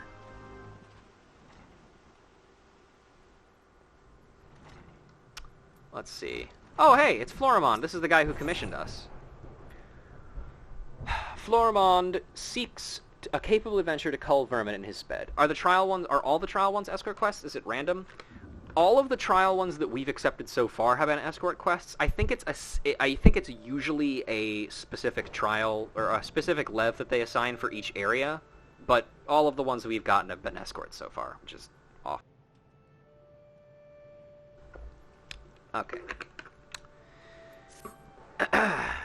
You have the look of one who has seen more than her fair share of danger. I am Florimond, a sentry of Jocelyn's Spire, though you be forgiven for imagining me a sentry of this hut, so seldom have I left it in recent days. I sustained an injury, you see, and have been out of commission for some time. Anyway, my wood-whaler comrades are about to commence a culling operation in the bramble patch, and the thought of them marching into the jaws of danger while I languish here like a coddled babe is frankly too much to bear. I realize this is sudden, but might I trouble you to take part in the operation in my stead? If you would do me this favor, seek out Captain Anuid in Jocelyn's Spire. He will tell you all you need to know. The lads and I are certainly glad of the Hawthorns in their hut. A sentry's work is tedious and tiring, so having a place where we can relax and let our guard down is truly invaluable. Hearing the tales that Rolf visiting adventurers tell, I can't help but wonder if I picked the right path in life. Just once it'd be grand to sail across the seas on a proud galley and spy the towers of a distant glowing golden in the rays of the morning sun. Well, a man can dream, can't he? Isabel Hawthorne. Do you smell the honey? It may not compare to Mother's mead, but it's a lot nicer than the first batch I made. That one smelled like wet chocobo. Rolf Hawthorne. Well met and welcome, friend. What brings you to my humble abode? What do you do here? I used to be an adventurer like you, but I gave up that life some years ago in favor of the homesteaders. This here's my place, but what comforts I have at your disposal. Just don't get too cozy with Isabel, my little girl. I've seen what you lesbians are like. I'm more generous with my hospitality than most, but abuse it and but them as abuse it will get put out on their arses quick as spit. Don't say you haven't been warned. What kind of place is this? This here's the Hawthorne's hut, my family hearth and home. It gets dull by ourselves, so I've given the local sentries and travelers free use of the place. There's no better way to break the routine than to hear an adventurer recount her latest journey. Takes me back to my younger days, it does. If you have tales of your own to tell, I'd be happy to trade you some of Rosa's mead for them. Hi, Scoosh, welcome. Indeed, I have Ameline of the Twin Adder. understand you're here to learn of the Sylphs, yes? For all their whimsy, they are a wary lot, particularly since the Empire has come to the Shroud. Earn their trust, however, and they're as friendly as any folk. They have their quirks, but so do we all, no? Would you know more, you'd do well to speak with the master of this hut, Rolf. He's forgotten more about the Sylphs than I'll ever know. We intend to establish a base of operations here, but the environs remain most inhospitable. Without Rolf's aid, we'd be lost. Anyone over here? How much longer? I grow weary of this. Do take sufficient precautions when traversing the Twelveswood. This area has an abundance of belligerent beasts, and even experienced adders have had to seek my care.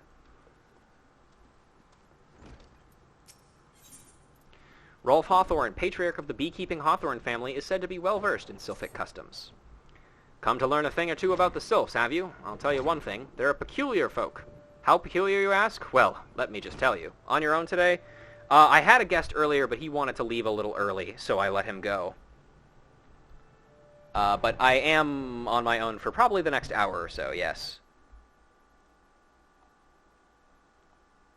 Hopefully my voice will, survive.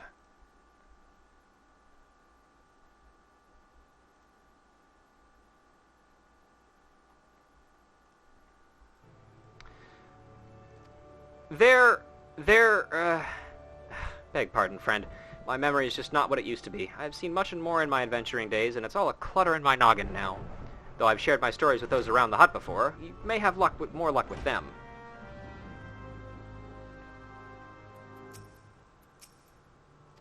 Nothing else. The Sylphs. Yes, Father's told me his stories plenty of times. What I've always found most captivating is how their concept of etiquette is almost completely alien to our own. You do best not, sorry, one sec. You do best not to underestimate them on account of their childlike looks, lest your face end up a mess of glyphs, squiggles, and chocobo scratches.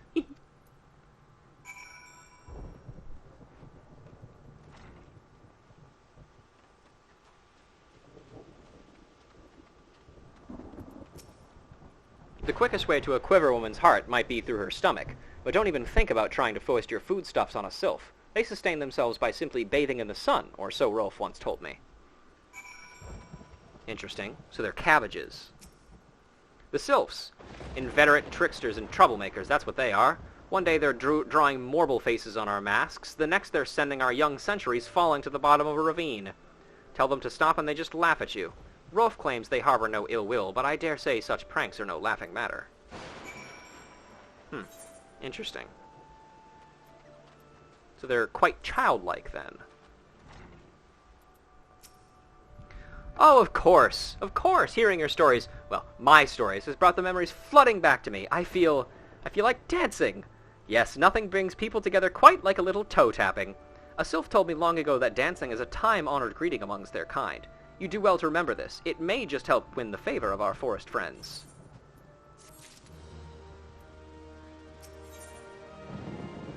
Rolf Hawthorne would share further knowledge to assist you in befriending the Sylphs. Oh, still here, eh? Great. There's one more thing you should know to the Sylphs. They don't take kindly to guests to show up empty-handed. To earn their trust, you do well to bring along drat, what was it again? My wife Rosa were just speaking of the matter not days ago. Forgive me, friends. Speak to Rosa at the comb. Her memory should prove more reliable than mine. Isabel seeks to catch wild game and needs someone to lay traps. You are an adventurer, are you not? Ah, you have the same air about you as father. He used to be an adventurer like you, though he is long since retired, and now finds pleasure in welcoming travelers into his humble hut. We also serve hot meals to brave men and women who protect our borders, a small token of our appreciation for their efforts. Speaking of which, our meat stocks are running perilously low yet again. I must head into the bramble patch to trap some game. Sorry to cut short our conversation, but duty calls, and no one else is going to... Oh, I do hate to impose, but might I trouble you to take this box of hunting tools and lay the traps in my stead? It is for a good cause, as I mentioned. There are only so many hours in the day, you understand, and every bell I spend on this task would be a bell spent neglecting another.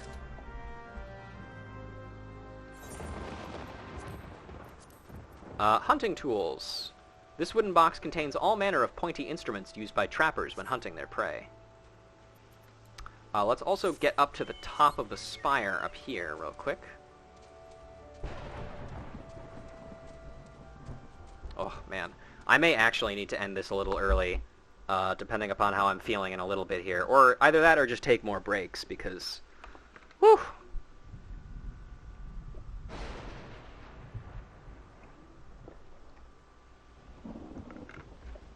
Ugh. Water.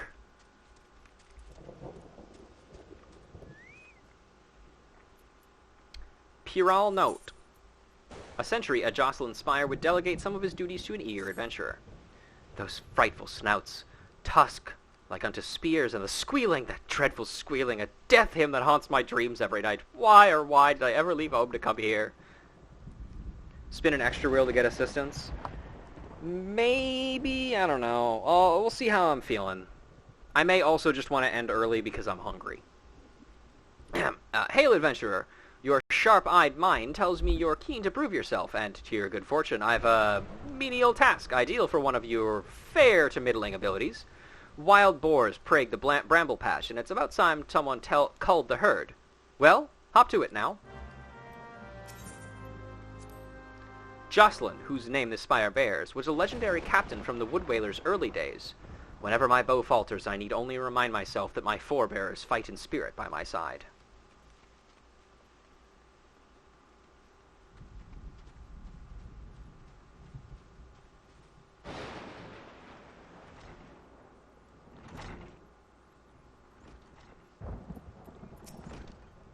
What brings you here, adventurer? Floramon's replacement, you say. And you are aware of the risks? Aye, well, you do seem a capable sort. Floramon's task was to be slaying 6 of the black bats in the bramble patch. I take it you will now see to this? Very well, I wish you the best of luck. If this is your first visit to Jocelyn Spire, fear not. The tower is manned day and night by members of the God's Quiver and Wood Whaler units stationed here in 9 Ivies. Oh, you can now do beag jumps. Congratulations on your beag jump. Ugh. Alright, let's lay down some traps, shall we?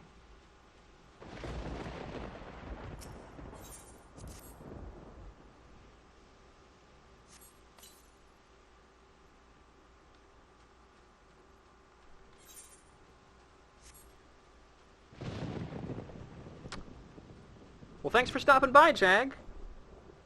Glad you liked the stream. And also, yeah, replaying this has been a really fun experience. I'm glad you're getting one similar. Hopefully your voice isn't as fucked up as mine at the end of your play sessions, but, I mean, I don't know your life.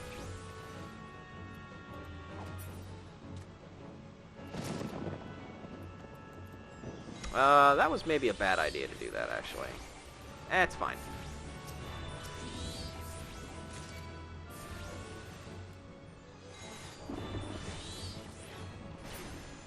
Got him.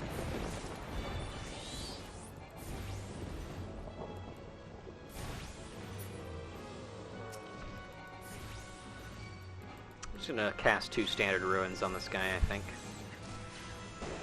There we go.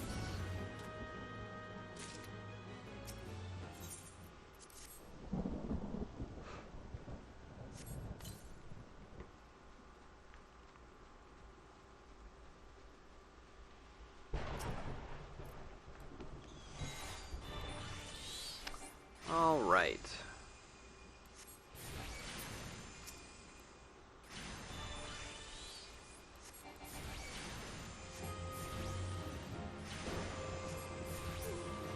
Slowly but surely it grows.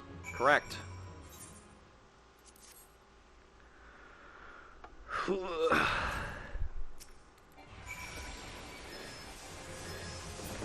One more bat.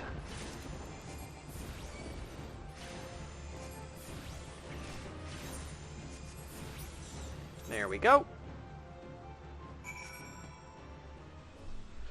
Alright. Back up we go to talk to these people and turn in our quests. And then they might send us back out to the comb, which is over there. Why am I sprinting? I have a fucking mount. What am I doing?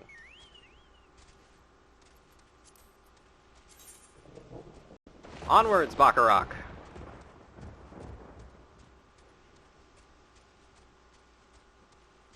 Haha, Otaku fell down a little cliff. So, you have seen to the black bats. We couldn't have asked for a better substitute. You have my gratitude.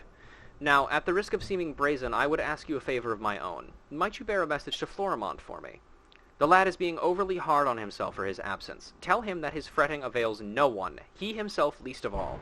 He serves the Wood Whalers best by getting back on his feet with all swiftness, and that requires peace of mind. Yeah, idiot, rest. Please, you have my vow. I shall wear boarskin armor no more. I will starve before I partake of the tiniest morsel of salted pork. Just make them go away. What? The swine plague the bramble patch no more? Oh, thank you, friend. To speak the truth of it, I have been plagued by a dreadful phobia of those tusked monstrosities in recent weeks. But I realize this will not do. Jocelyn Spire overlooks a hub of trade and military activity, and to shirk my duties would be a dishonor to the hero whose name the Spire bears. You have instilled in me no small measure of courage in me today, friend, and for this I am grateful. Story has been moving, honestly, at about the pace it has been before. We managed to clear all 3 of the dungeons, all 3 of the first dungeons in one stream. Last stream we took care of all of Ifrit. We've joined a grand company today. Also, excuse me, sorry, that reminds me. I completely, last time, forgot to read the Bowl of Embers description, so I'm going to do that now real quick. Owing to a betrayal, you have been captured by the Amalja and taken to their stronghold of Xanarak, there to be given as an offering to the primal Ifrit. If you are to survive this fiery encounter with the Lord of the Inferno, you and your comrades must fight with no less than every ounce of your strength. Should you fail, your soul shall burn for eternity. We also have a Halatali here, which we have not done yet, and probably will not do for just a little bit yet, but originally a holy place for the first Lalafell arrived in Eorzea, the twisting labyrinth of natural caverns which wind through this massive mesa was transformed by the Gladiators Guild into a series of training pits, animal pens, and holding cells to accommodate the ever-growing popularity of Uldal's Colosseum. After the calamity, however, the location was abandoned, those remaining in the pens left for dead. Not all of them, however, met that fate, and now the tunnels are rife with those who survived, as well as the tormented spirits of those that did not. Piralnot needs capable volunteers to patrol the Gridanian frontiers. You look to be made of sterner stuff than the average adventurer. How would you fancy doing your bit to preserve the peace? We patrol the area night and day, but a recent skirmish put a dozen of my best men in the infirmary, and were sorely short-handed as a result. I'd be grateful if you could help fill in for the wounded. Now, there are 3 strategic positions on our patrol route, each marked by a twin adder standard. What you need to do is go to these 3 locations in turn and hold your ground for a while. Nothing to it, see? Okay. Shouldn't be too difficult. Shusha! Ow!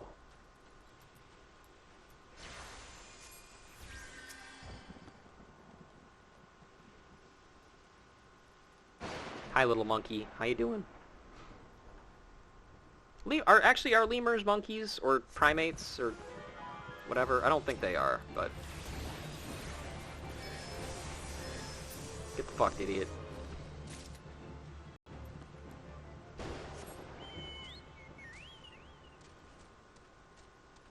Alright, let's go turn this quest in as well.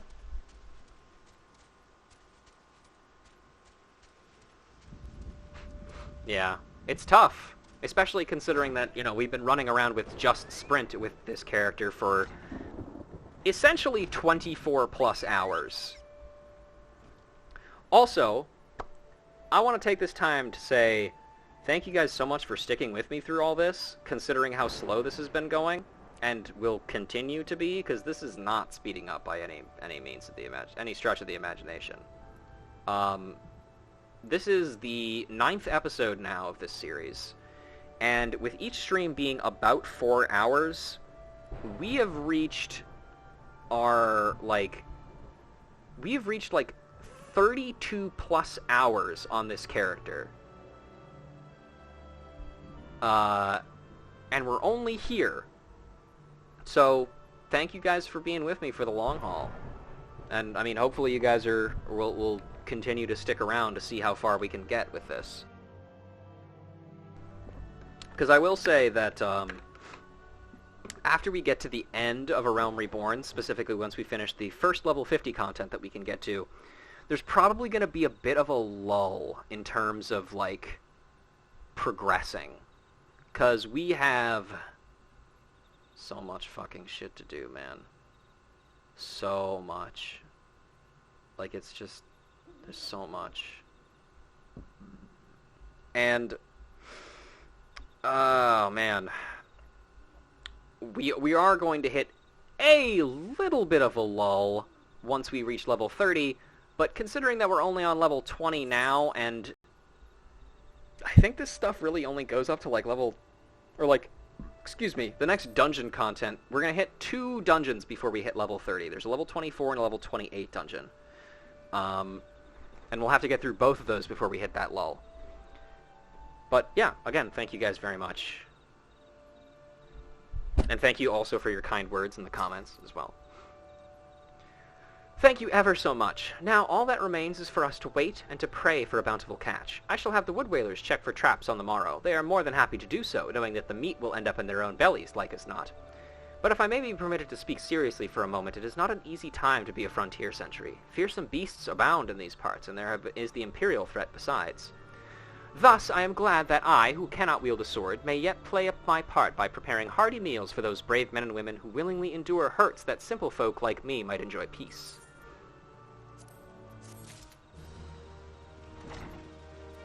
Florimond? A message from Captain Aidweed. I see. Captain speaks true. I must say a great weight has been lifted from my shoulders. As bade, I shall focus all my energies on recovery, the sooner to resume my duties. My thanks again, friend. Nice, and we got some dye as well. Some Dalamud red dye.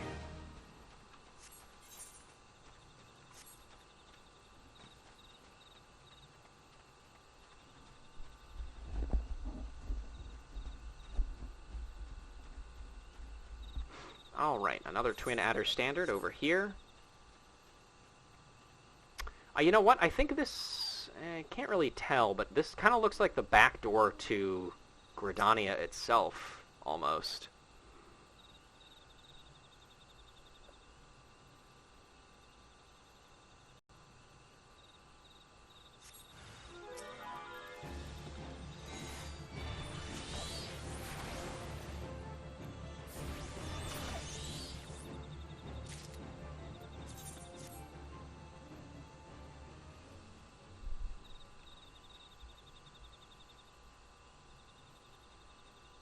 What a peaceful night. And we have already read Carry On Baggage. I know that because I have a list of the things that of all the fates that we've already read. Thank God for taking notes, am I right, folks? Gives me time to shut my mouth and drink some goddamn water.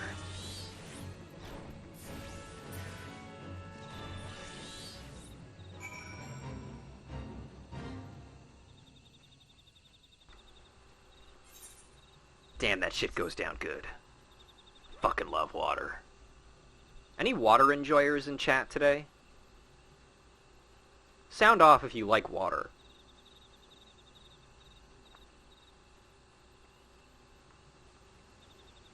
Love some water? Water pog? Me? Let's go.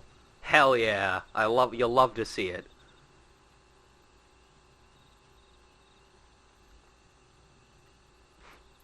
Wolfwee. Be at ease, adventurer. Rosa raises her honeybees here with the blessing of the elementals. Isme. Only a few more turns of the sun now. Have you tried Rosa's mead? It's simply to die for. Well, perhaps not die as such, but I would certainly suffer a few stings for a mug. She and those honeybees of hers have a hit on their hands. It was shortly after the Spire Centuries developed a taste for the stuff that word began to spread, and before I knew it, customers were turning up from far afield as Limsa Laminsa. Still, men have traveled further for less. May the matron bless these busy bees with her enormous tracts of land. Also, now that we're in Order of the Twin Adder, eventually we'll get a chance to see those gigantic tracts of land by going into their barracks. A peace offering for the Sylphs. Were it anyone else, I'd recommend a jar of honey, but I fear that wouldn't get you past their front doorstep, dear. No, their taste run much more to the unusual. Still want channel points option to tell a random person in chat to hydrate? I could try setting that up eventually. We'll see. Are you perchance familiar with milk root? That's what we call the root of the most fiendish seedkin, the ochu. When chewed, it exudes a cloudy liquid that's said to induce curious visions to the imbiber. You'd not catch me dead trying the stuff, but the sylphs seem to enjoy it to no end. I've not seen an ochu around the comb in quite some time, but I did encounter a suspicious clump of grass the other day. Were you to stimulate it somehow, with this amber syrup, for example, you might be surprised at what comes out. Good luck. It's true, folks. If you stimulate random things in the world, you might be surprised what comes out of it. Amber syrup, a nutrient-rich alchemic compound used to quicken seedkin growth. Welcome to Full Flower Comb. As you may have deduced, we are in the business of raising honeybees. And what industrious little creatures they are. Where would we be without their honey to sweeten our meals, their wax to make candles that brighten our nights? True. Any fan of bees in chat? Not the artist, not the lot of bees, the person. I mean, we're all fans of them. But, like, bees the creature. I think bees are pretty neat.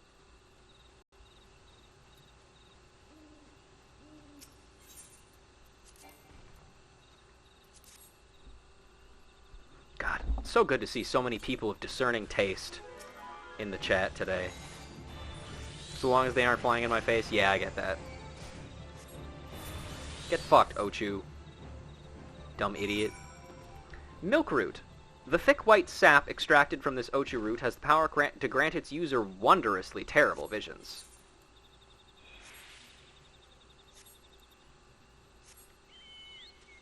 You've never been stung by a bee before, P-Up? Well, shit, we gotta get you stung by a bee. I'm just kidding.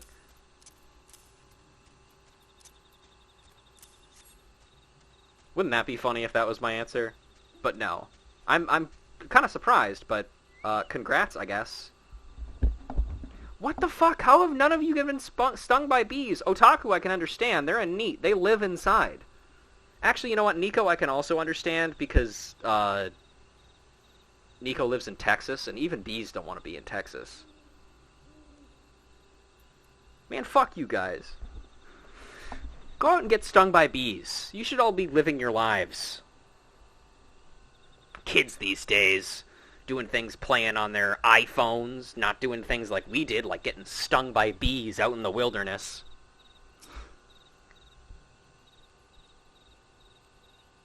Good to see you back in one piece. Is there aught to report? A run-in with fell fiends, you say? That is passing odd. We never had trouble with the local fauna on this patrol route in the past. Mayhap their numbers are on the rise. We may keep a close eye on things. Anyway, my thanks for your help, friend. Excuse me. Antelope steak. A slice of lean antelope meat charred on all sides. And dried plums. Dried pixie plums, sweetened in the sun. I'm actually going to take these. Because funnily enough, I think those are actually requirements for a culinarian quest later down the line. With anything with a stinger just drew close to me, I froze up like a deer. Ah, otaku deer. I see. Ah, you're back. Was my wife able to direct you to a suitable offering? Milk root, but of course. The sylphs quaff that cloudy stuff quick as I do. Quick as I do a flagon of mead. The effect's just about the same as well. Any road, a gift of milk root will have the sylphs calling you friend and sister the moment they lay eyes on it. Now, let me wrap that up for you. I'm starting to feel a bit woozy.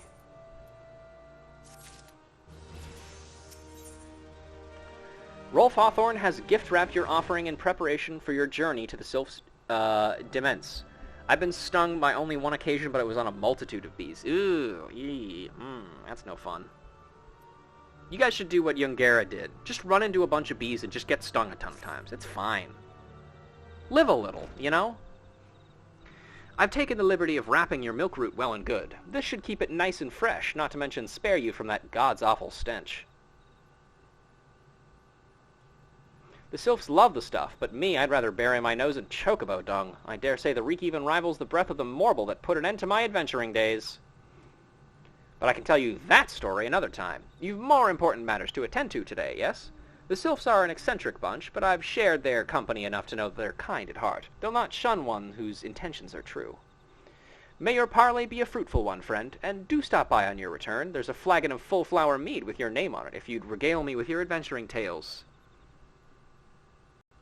Ah, and before I forget, don't go traipsing off just yet. Aimelaine here would have a word with you. Travel in safety, friend, and do pass along my regards to the winged ones.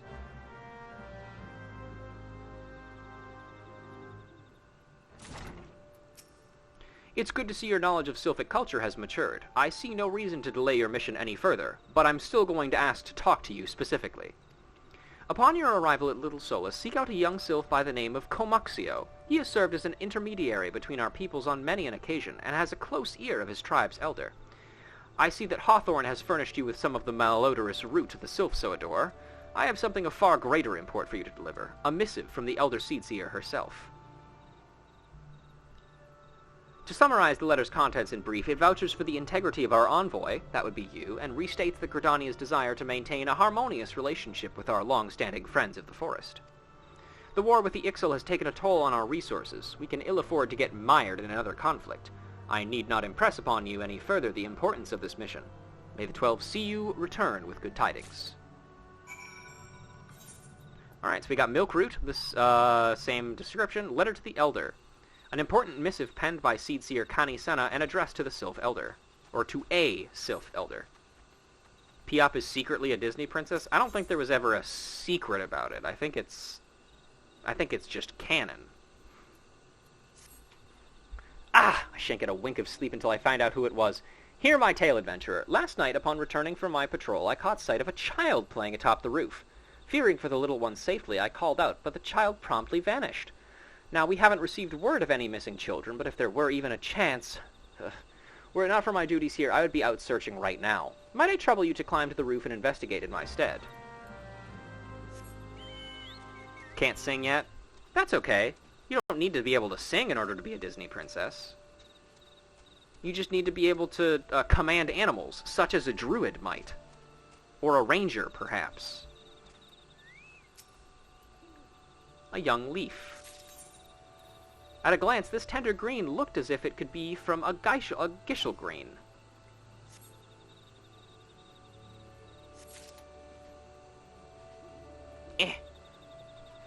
There we go. A small cane. Large, almost large enough for a Lalafellan child, this cane appears more suited to a sylph than a man.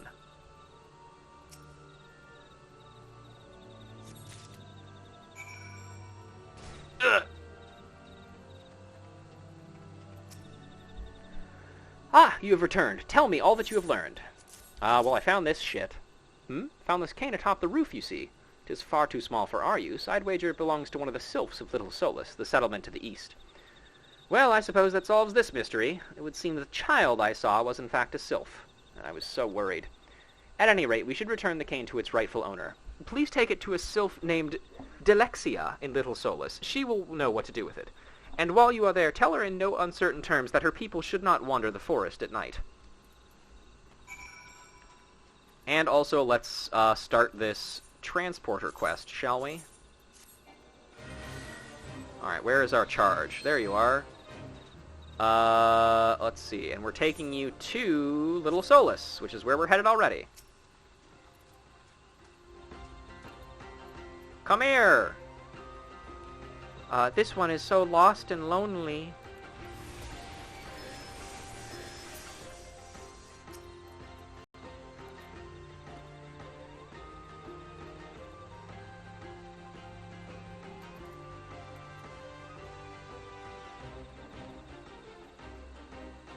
Is Little Solus far? Don't worry, little dude. We'll get you there.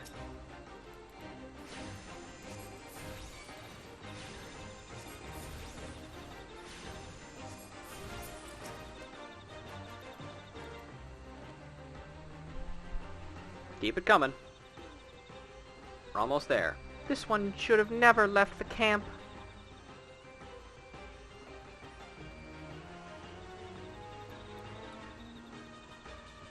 This one should have never left the camp. Oh no, a lemur. The arbiters of evil.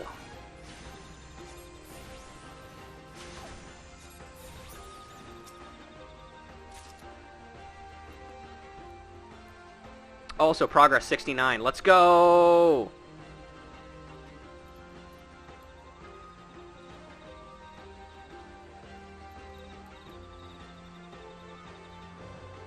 Okay, I'm pretty sure we are inside Little Solus now. There is no reason to continue. Oh, 97%, huh? Okay, yeah, sure. Fuck you. This one shall never forget walking one's kindness. Sorry, I'm not very good at speaking English. Okay, let's go back. 80 out of 100 missions completed for the FJO event. Nice job. Good job. Good gaming.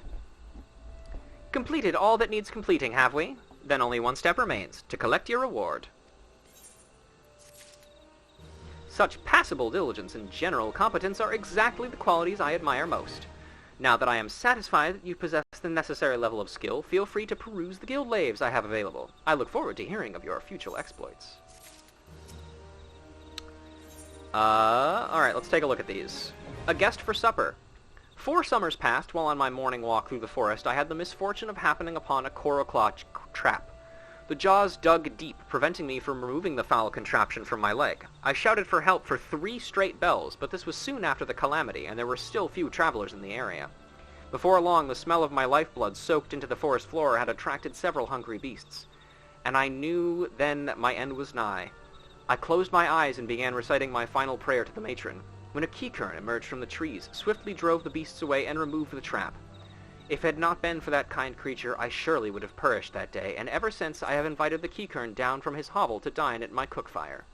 In recent years he has grown old and can no longer make the journey here himself, so I seek the services of kind adventurers to assist him on the road. Homestead owner Ralph Hawthorne. Okay, before I continue this, I'm going to take another break. I'm going to run to the bathroom real quick. But I'll be right back.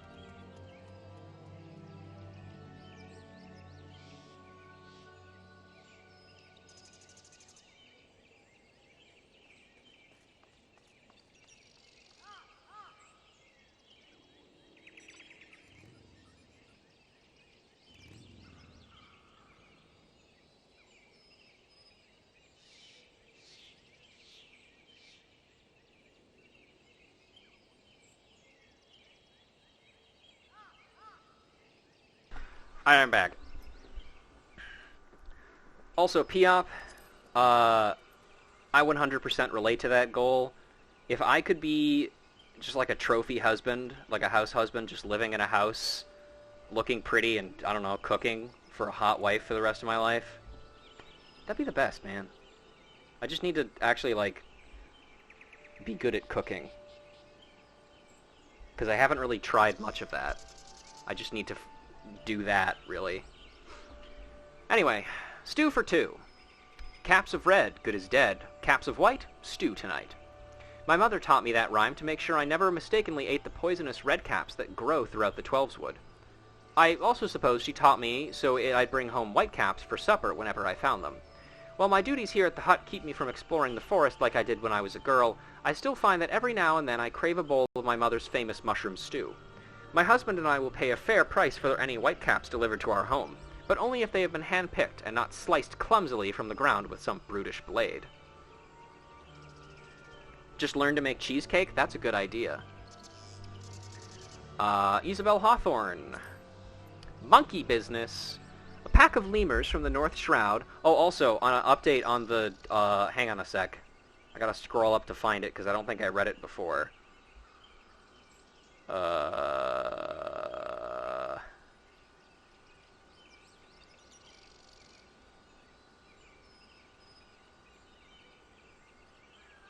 Nope, that's too far.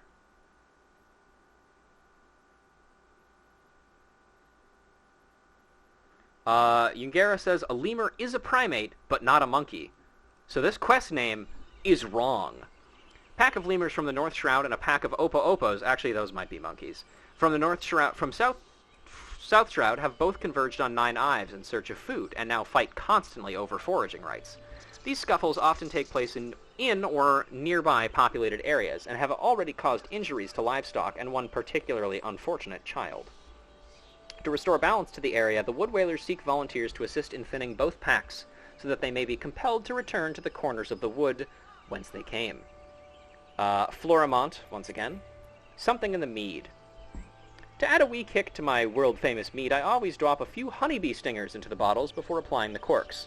I'll generously reward any adventurer who can bring me several fresh honeybees before I bottle my next batch. Buscarin's Druthers proprietor, Buscarin Strongarm. I don't think that's somebody we've met yet, but perhaps we will in time.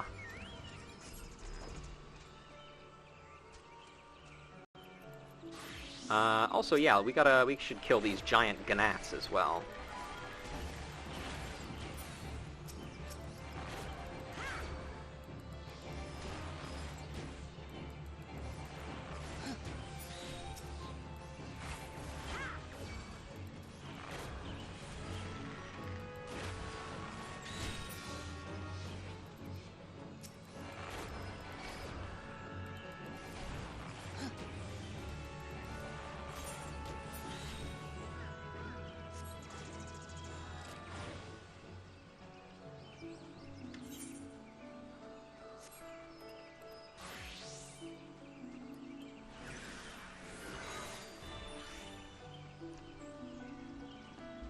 Mr. Biscarin during the Sylph questline? Oh yeah, I remember. Trust me, I remember.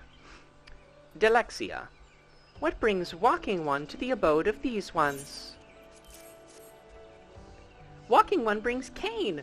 This one was looking under leaf and flower for Cain. This one's heart is full of joy. Walking One is kind, like Seed-Seeing One.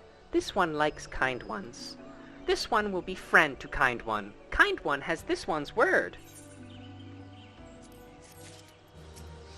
Walking One has come to Little Solace, the new home of these ones. Gracious Elder One of Forest City allows these ones to live here. This one appreciates having a safe place to stay, but were it not for those ones, this one would much rather be back in these old ones' home, in these ones' old home. What? Hey, buddy. I can't talk to those sylphs. Yes, they scare me a little. Look, they aren't like you and me, and you'd be talking to them and they just start messing with you. Felt like you've earned no widgets this stream. Have you been clicking? Have you been clicking on the little thingy that shows up every now and again that like gives you additional ones? Because I know that's a good way to do it. I don't know otherwise.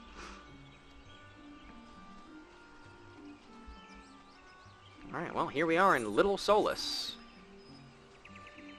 Are you two even listening? It's not popped up? That's strange.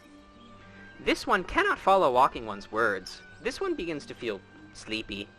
But Walking One speaks with so much eagerness, so this one will try to stay awake.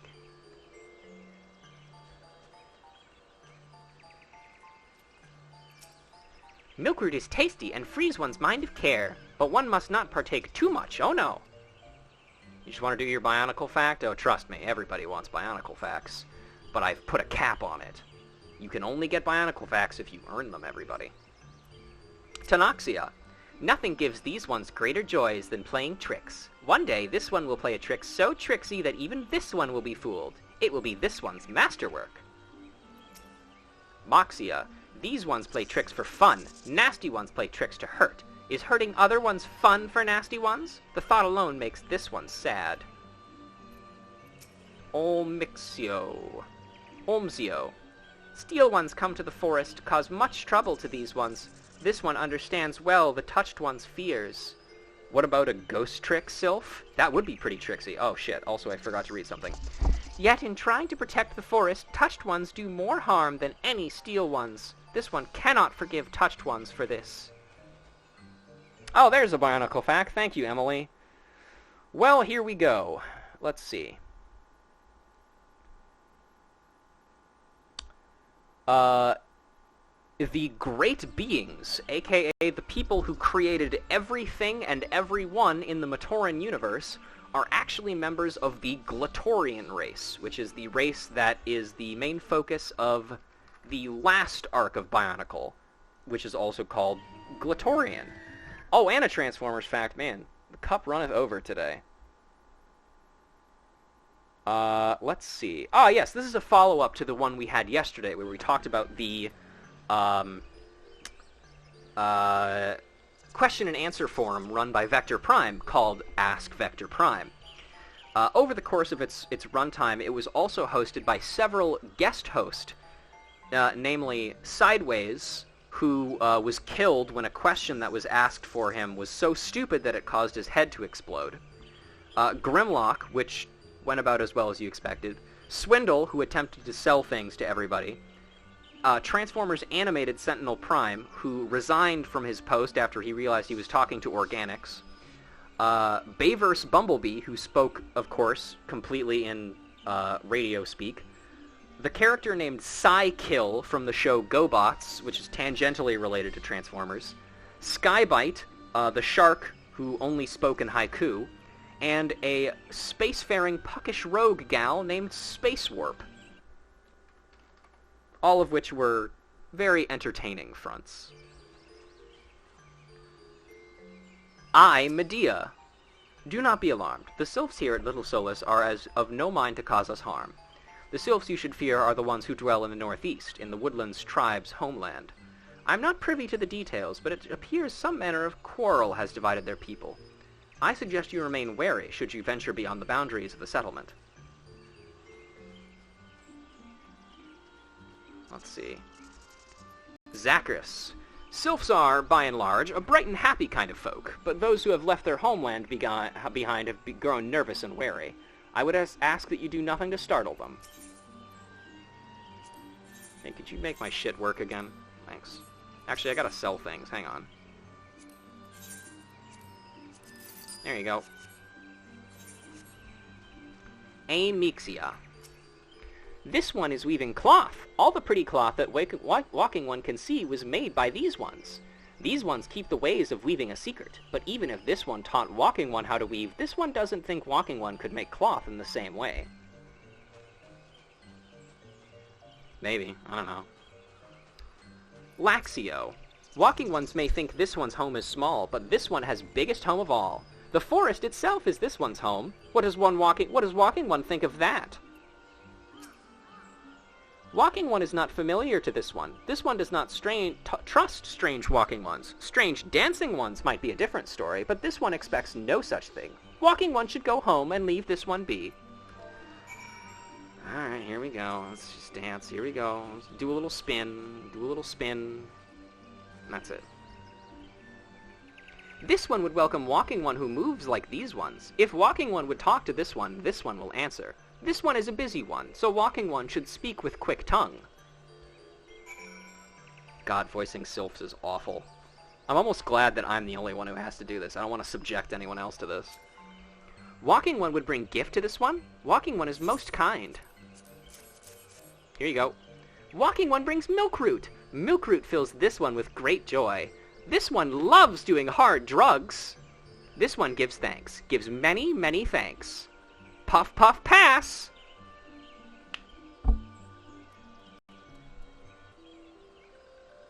Walking One carries message for Elder One. This one will deliver the message to Elder One. Walking One should not worry. Did you see that? Those guys just fucking appeared out of nowhere. Hello there! We're envoys from Gridania, and we're here to treat with your people. Aye, we come to pay our respects to your elder, and to learn from him more of your Lord Ramu. Who are these ones? These Walking Ones come from Gridania? Walking One became a dancing one and brought Milkroot, but Walking One tricks this one. This one does not like tricks. This one will speak no more. Elder One is busy. Walking Ones should go home. Go home, you say? But the Sylphs of Little Solus have always welcomed Gridanian envoys with open wings. The letter carried by Ruja here is an oath of peace penned by the Elder Seedseer herself. Still, you would refuse us? This one's reasons are of no business of Walking Ones. Elder One has no words for Gridania. Walking Ones waste everyone's time. Well, I never. Turned away at the gates. Whatever did we do to deserve such a rude welcome? Was Ruja's jig insufficiently jiggy? Guh! I'm as baffled as you, but something tells me recent events have our erstwhile fluttery friends feeling uncommonly wary.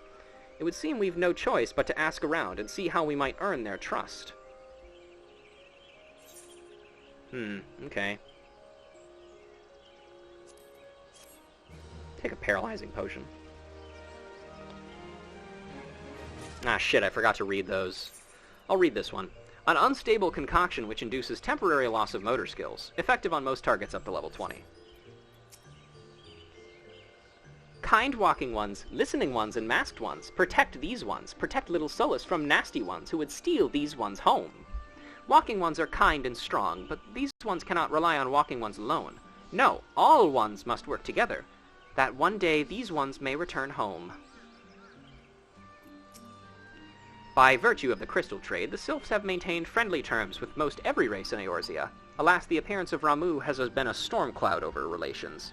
If peace is to be secured, we must reopen dialogue with the Sylphs before they have a chance to summon their god again. Dance, dance, diplomacy. Yda has a notion of how one might earn the Sylphs' trust. Say, Ruja, are you in the mood for dancing? That's right, dancing. You went through all that trouble to learn the Sylph's traditional greeting, but you've greeted hardly any of them. Why, if I were a Sylph, I'd be beside myself with delight to see an adventurer expressing an interest in my culture. Me? Of course I'd be happy to join. Ow, ow, there goes those bloody leg cramps of mine acting up again. Oh, sure, huh? No need to overthink things. So long as your heart's in it, the Sylphs will understand you. Alright, well, here we go. Let's talk to Nolexia here. Walking One's belly is rumbling. This one is not making a meal. This one is boiling bark and flower seeds to dye thread. Color must be jolly, and so must be greet making. You mean like this? Fucker? Hi, Nico. Did you get your allowance yet? Thank you, thank you. Ooh, Walking One knows Jolly Dance. Jolly Dance fills this one with good cheer. Let these two be friends. Anything else to say? This one greets Walking One. Does Walking One need something of this one? What do you do here? This one is called Konolexia. This one is tasked with weaving for the benefit of all these ones. These ones are skilled at weaving. With needle and thread, these ones can make most anything, even houses. Walking One notice embroidery on our houses? Enchanted patterns for repelling dark things. Got your allowance? Okay, good. What kind of place is this? This place is Little Solus, new home of these ones. These ones used to live happily in deep woods, but then naughty ones went and summoned a primal one. Fearing naughty ones who became touched ones, these ones fled the homeland. Thanks to Horned One Kan-E, these ones could build a new home here. This one knows not when, but someday these ones will return home. This one is hopeful.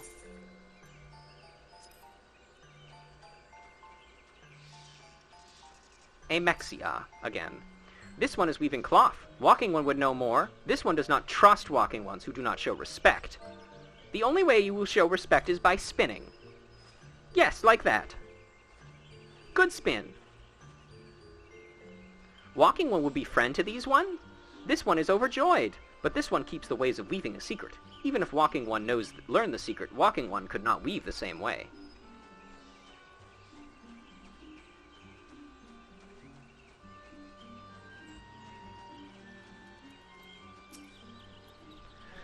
What does walking one want with this one? Elder one warned this one not to get too friendly with walking ones. Oh yeah, what about this fucker? Idiot, dumbass, stupid. Ah, walking one is a friend to these ones. Friendly like the gracious elder one of Forest City. Knows how to dance into these ones' hearts. Do you guys think that Canny Senna had to dance for the sylphs? I wouldn't be surprised. Ruja, would you like to hear the good news or the better news? The good news is that your lovely dancing has brought smiles to the high spirits of Little Solus. The better news? Why, I've thoroughly recovered from those accursed leg cramps. Onwards to the next adventure.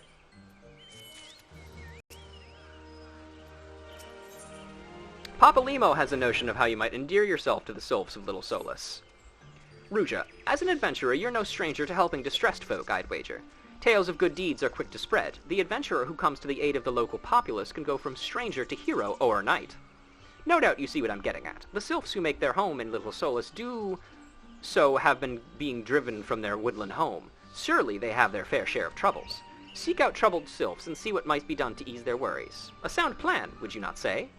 That said, the serfs are not known to share their worries with outsiders. You would do better inquiring with Hearer Yda of the Gurdanians who reside here. She is most like to be privy to the sylph's troubles. Sylph says, Laxio of Little Solus remains unconvinced of your intentions. Walking one may dance many dances, but this one doesn't like walking ones. Why? Because walking ones don't listen, that's why. If walking one wants to be friends to this one, walking one should listen, and listen good. This one has itchy spot on back. Walking one should poke it. Uh-oh. Stopping the spread. Swift-breeding disease-carrying gnats threaten to disrupt the balance of nature in the Twelveswood. Slay the vile void scent before their numbers multiply. And a Woodwhaler Lance says, the gnats! They're gneverywhere. Let me make note of this one real quick. Stopping the spread. Red. This one has itchy spot on back. Watching one should poke it. And not too hard. This one has sensitive fibers. Okay, poke. Teehee, walking one fell into traps. Touching this one turns walking one's skin into moss. Teehee, mossy one's skin turns greener and greener. Mossy one should examine self to see how silly mossy one had become. Teehee, mossy one's skin turns greener and greener. Mossy one should examine self.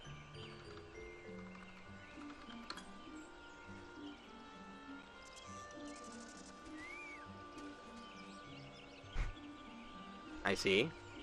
Hee hee hee, walking one is so silly. There is no curse, silly one. This one tricked silly one, good guess. This one is smart. Silly one should congratulate this one on being so very smart. This one is smart. Silly one should congratulate this one on being so very smart. / congratulate. You did it. Good job, little cabbage thing. That's right, silly one. This one is very, very smart one. Silly one is smart to know this. Silly one makes this one laugh. This one likes to laugh. Maybe silly one is not so bad after all.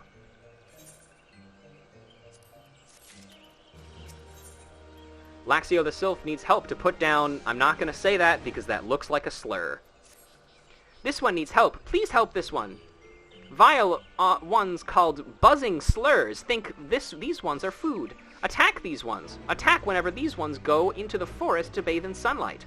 Some of these ones have gone into the forest to lure out the vile ones. This one wants walking one to wait for vile ones. Wait nearby and slay the vile ones what come.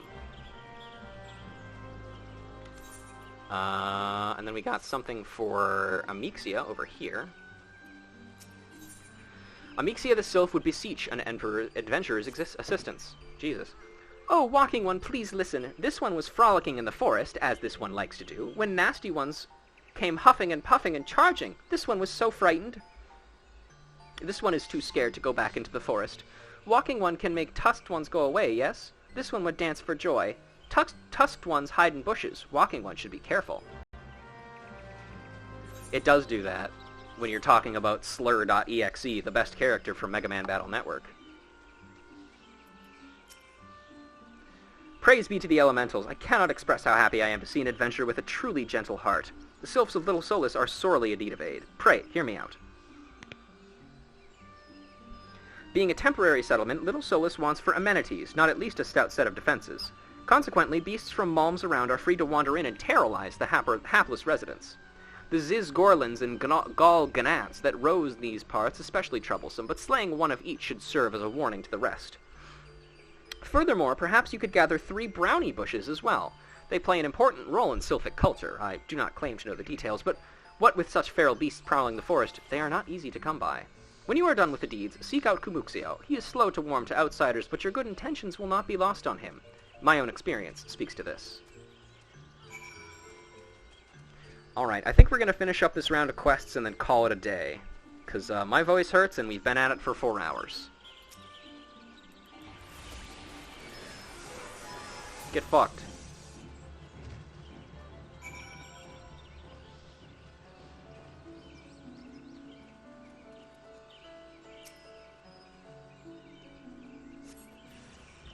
Ah!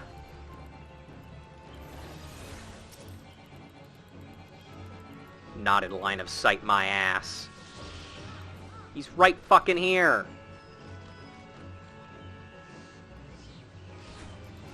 Good lord. This sure is a game.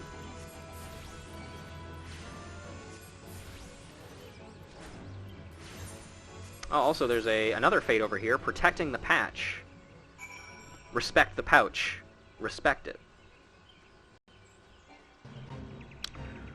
Diseased treants were recently seen wandering through the bramble patch. Put the poor creatures out of their misery before the infection spreads to the healthy flora.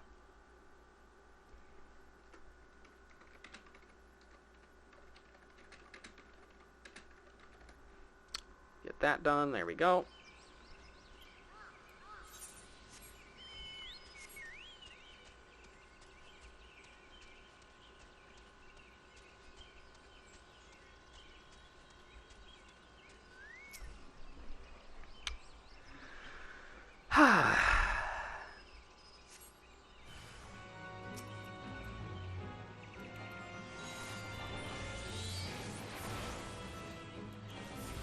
That's one. Oh, there's another one. We also got, Scalekin blood. Why does this thing have that? The cold blood of a scaled creature. For some unknown reason, the humors will not coagulate.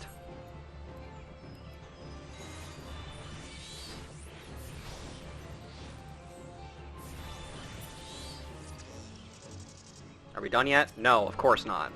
How many of these fucking things are there? Because they suck blood? Yeah, I guess. Okay, are we done? Thank you.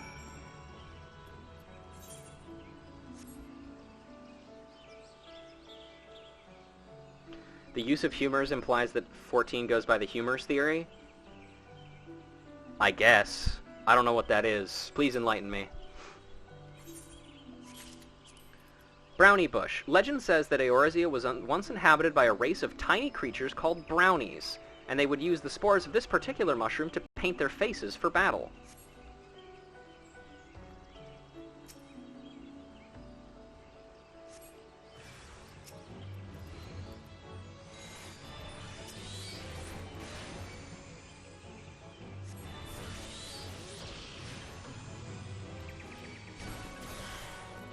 The 4 humors were an early theory of medicine wherein if one was in surplus, it would lead to maladies.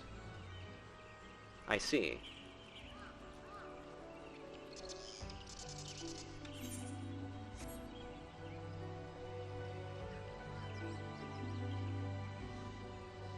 Common treatment was leeches. Oh, okay, gotcha.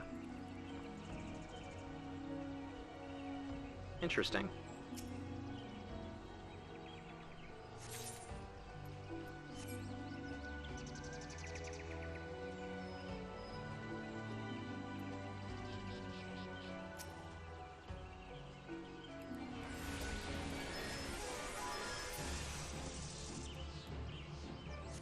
Okay, now we just need a brownie bush. Ah, bloodletting.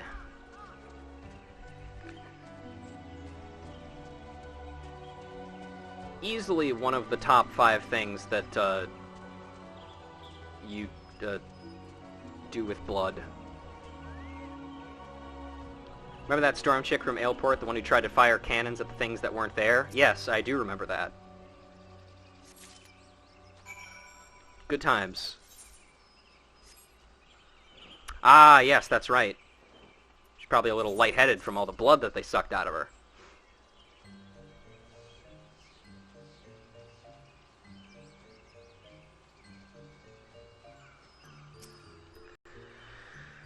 Walking One has made tusked ones go away. This one can play in forest again. This one thanks Walking One. This one is forever and ever in Walking One's friend. Oh, she was drunk for the first part. Right, yeah. Soot black die. More quests. I'm actually gonna not accept this one for now, because we're done for the day. These ones must bathe in sunlight to survive. Without sunlight, these ones will fall ill and shrivel away to no ones. Thanks to Walking One, these ones can safely bathe in sunlight again. Praise be to Walking One, and praise be to the sun. Grape juice. Juice freshly squeezed from plump, noble grapes. Dancing One is still here. Dancing One can dance all day.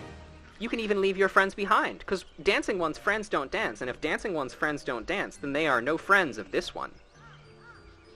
This one's trust is not so easily earned. Oh yeah, what about this, idiot? Dancing One brings brownie bushes for this one. This one can dye thread once more. This one is pleased. Dancing One kills Bitey Buzzy One. This one hates Bitey Buzzy Ones. Dancing One is kind. Too kind.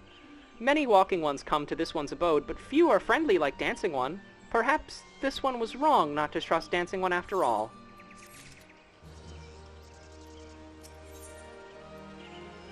Okay. Alright. Yeah, I'm tired, folks. So, it's a little bit of an awkward place to stop here, but I think I am going to call it for the day. As usual, I will continue to take note of any fates or item descriptions that that I come across in the Interium and all that. Not 100% sure when I will stream again. I'll probably let you guys know as soon as I can. But hey, until then, thank you all very much for watching, and have a pleasant evening. Goodbye.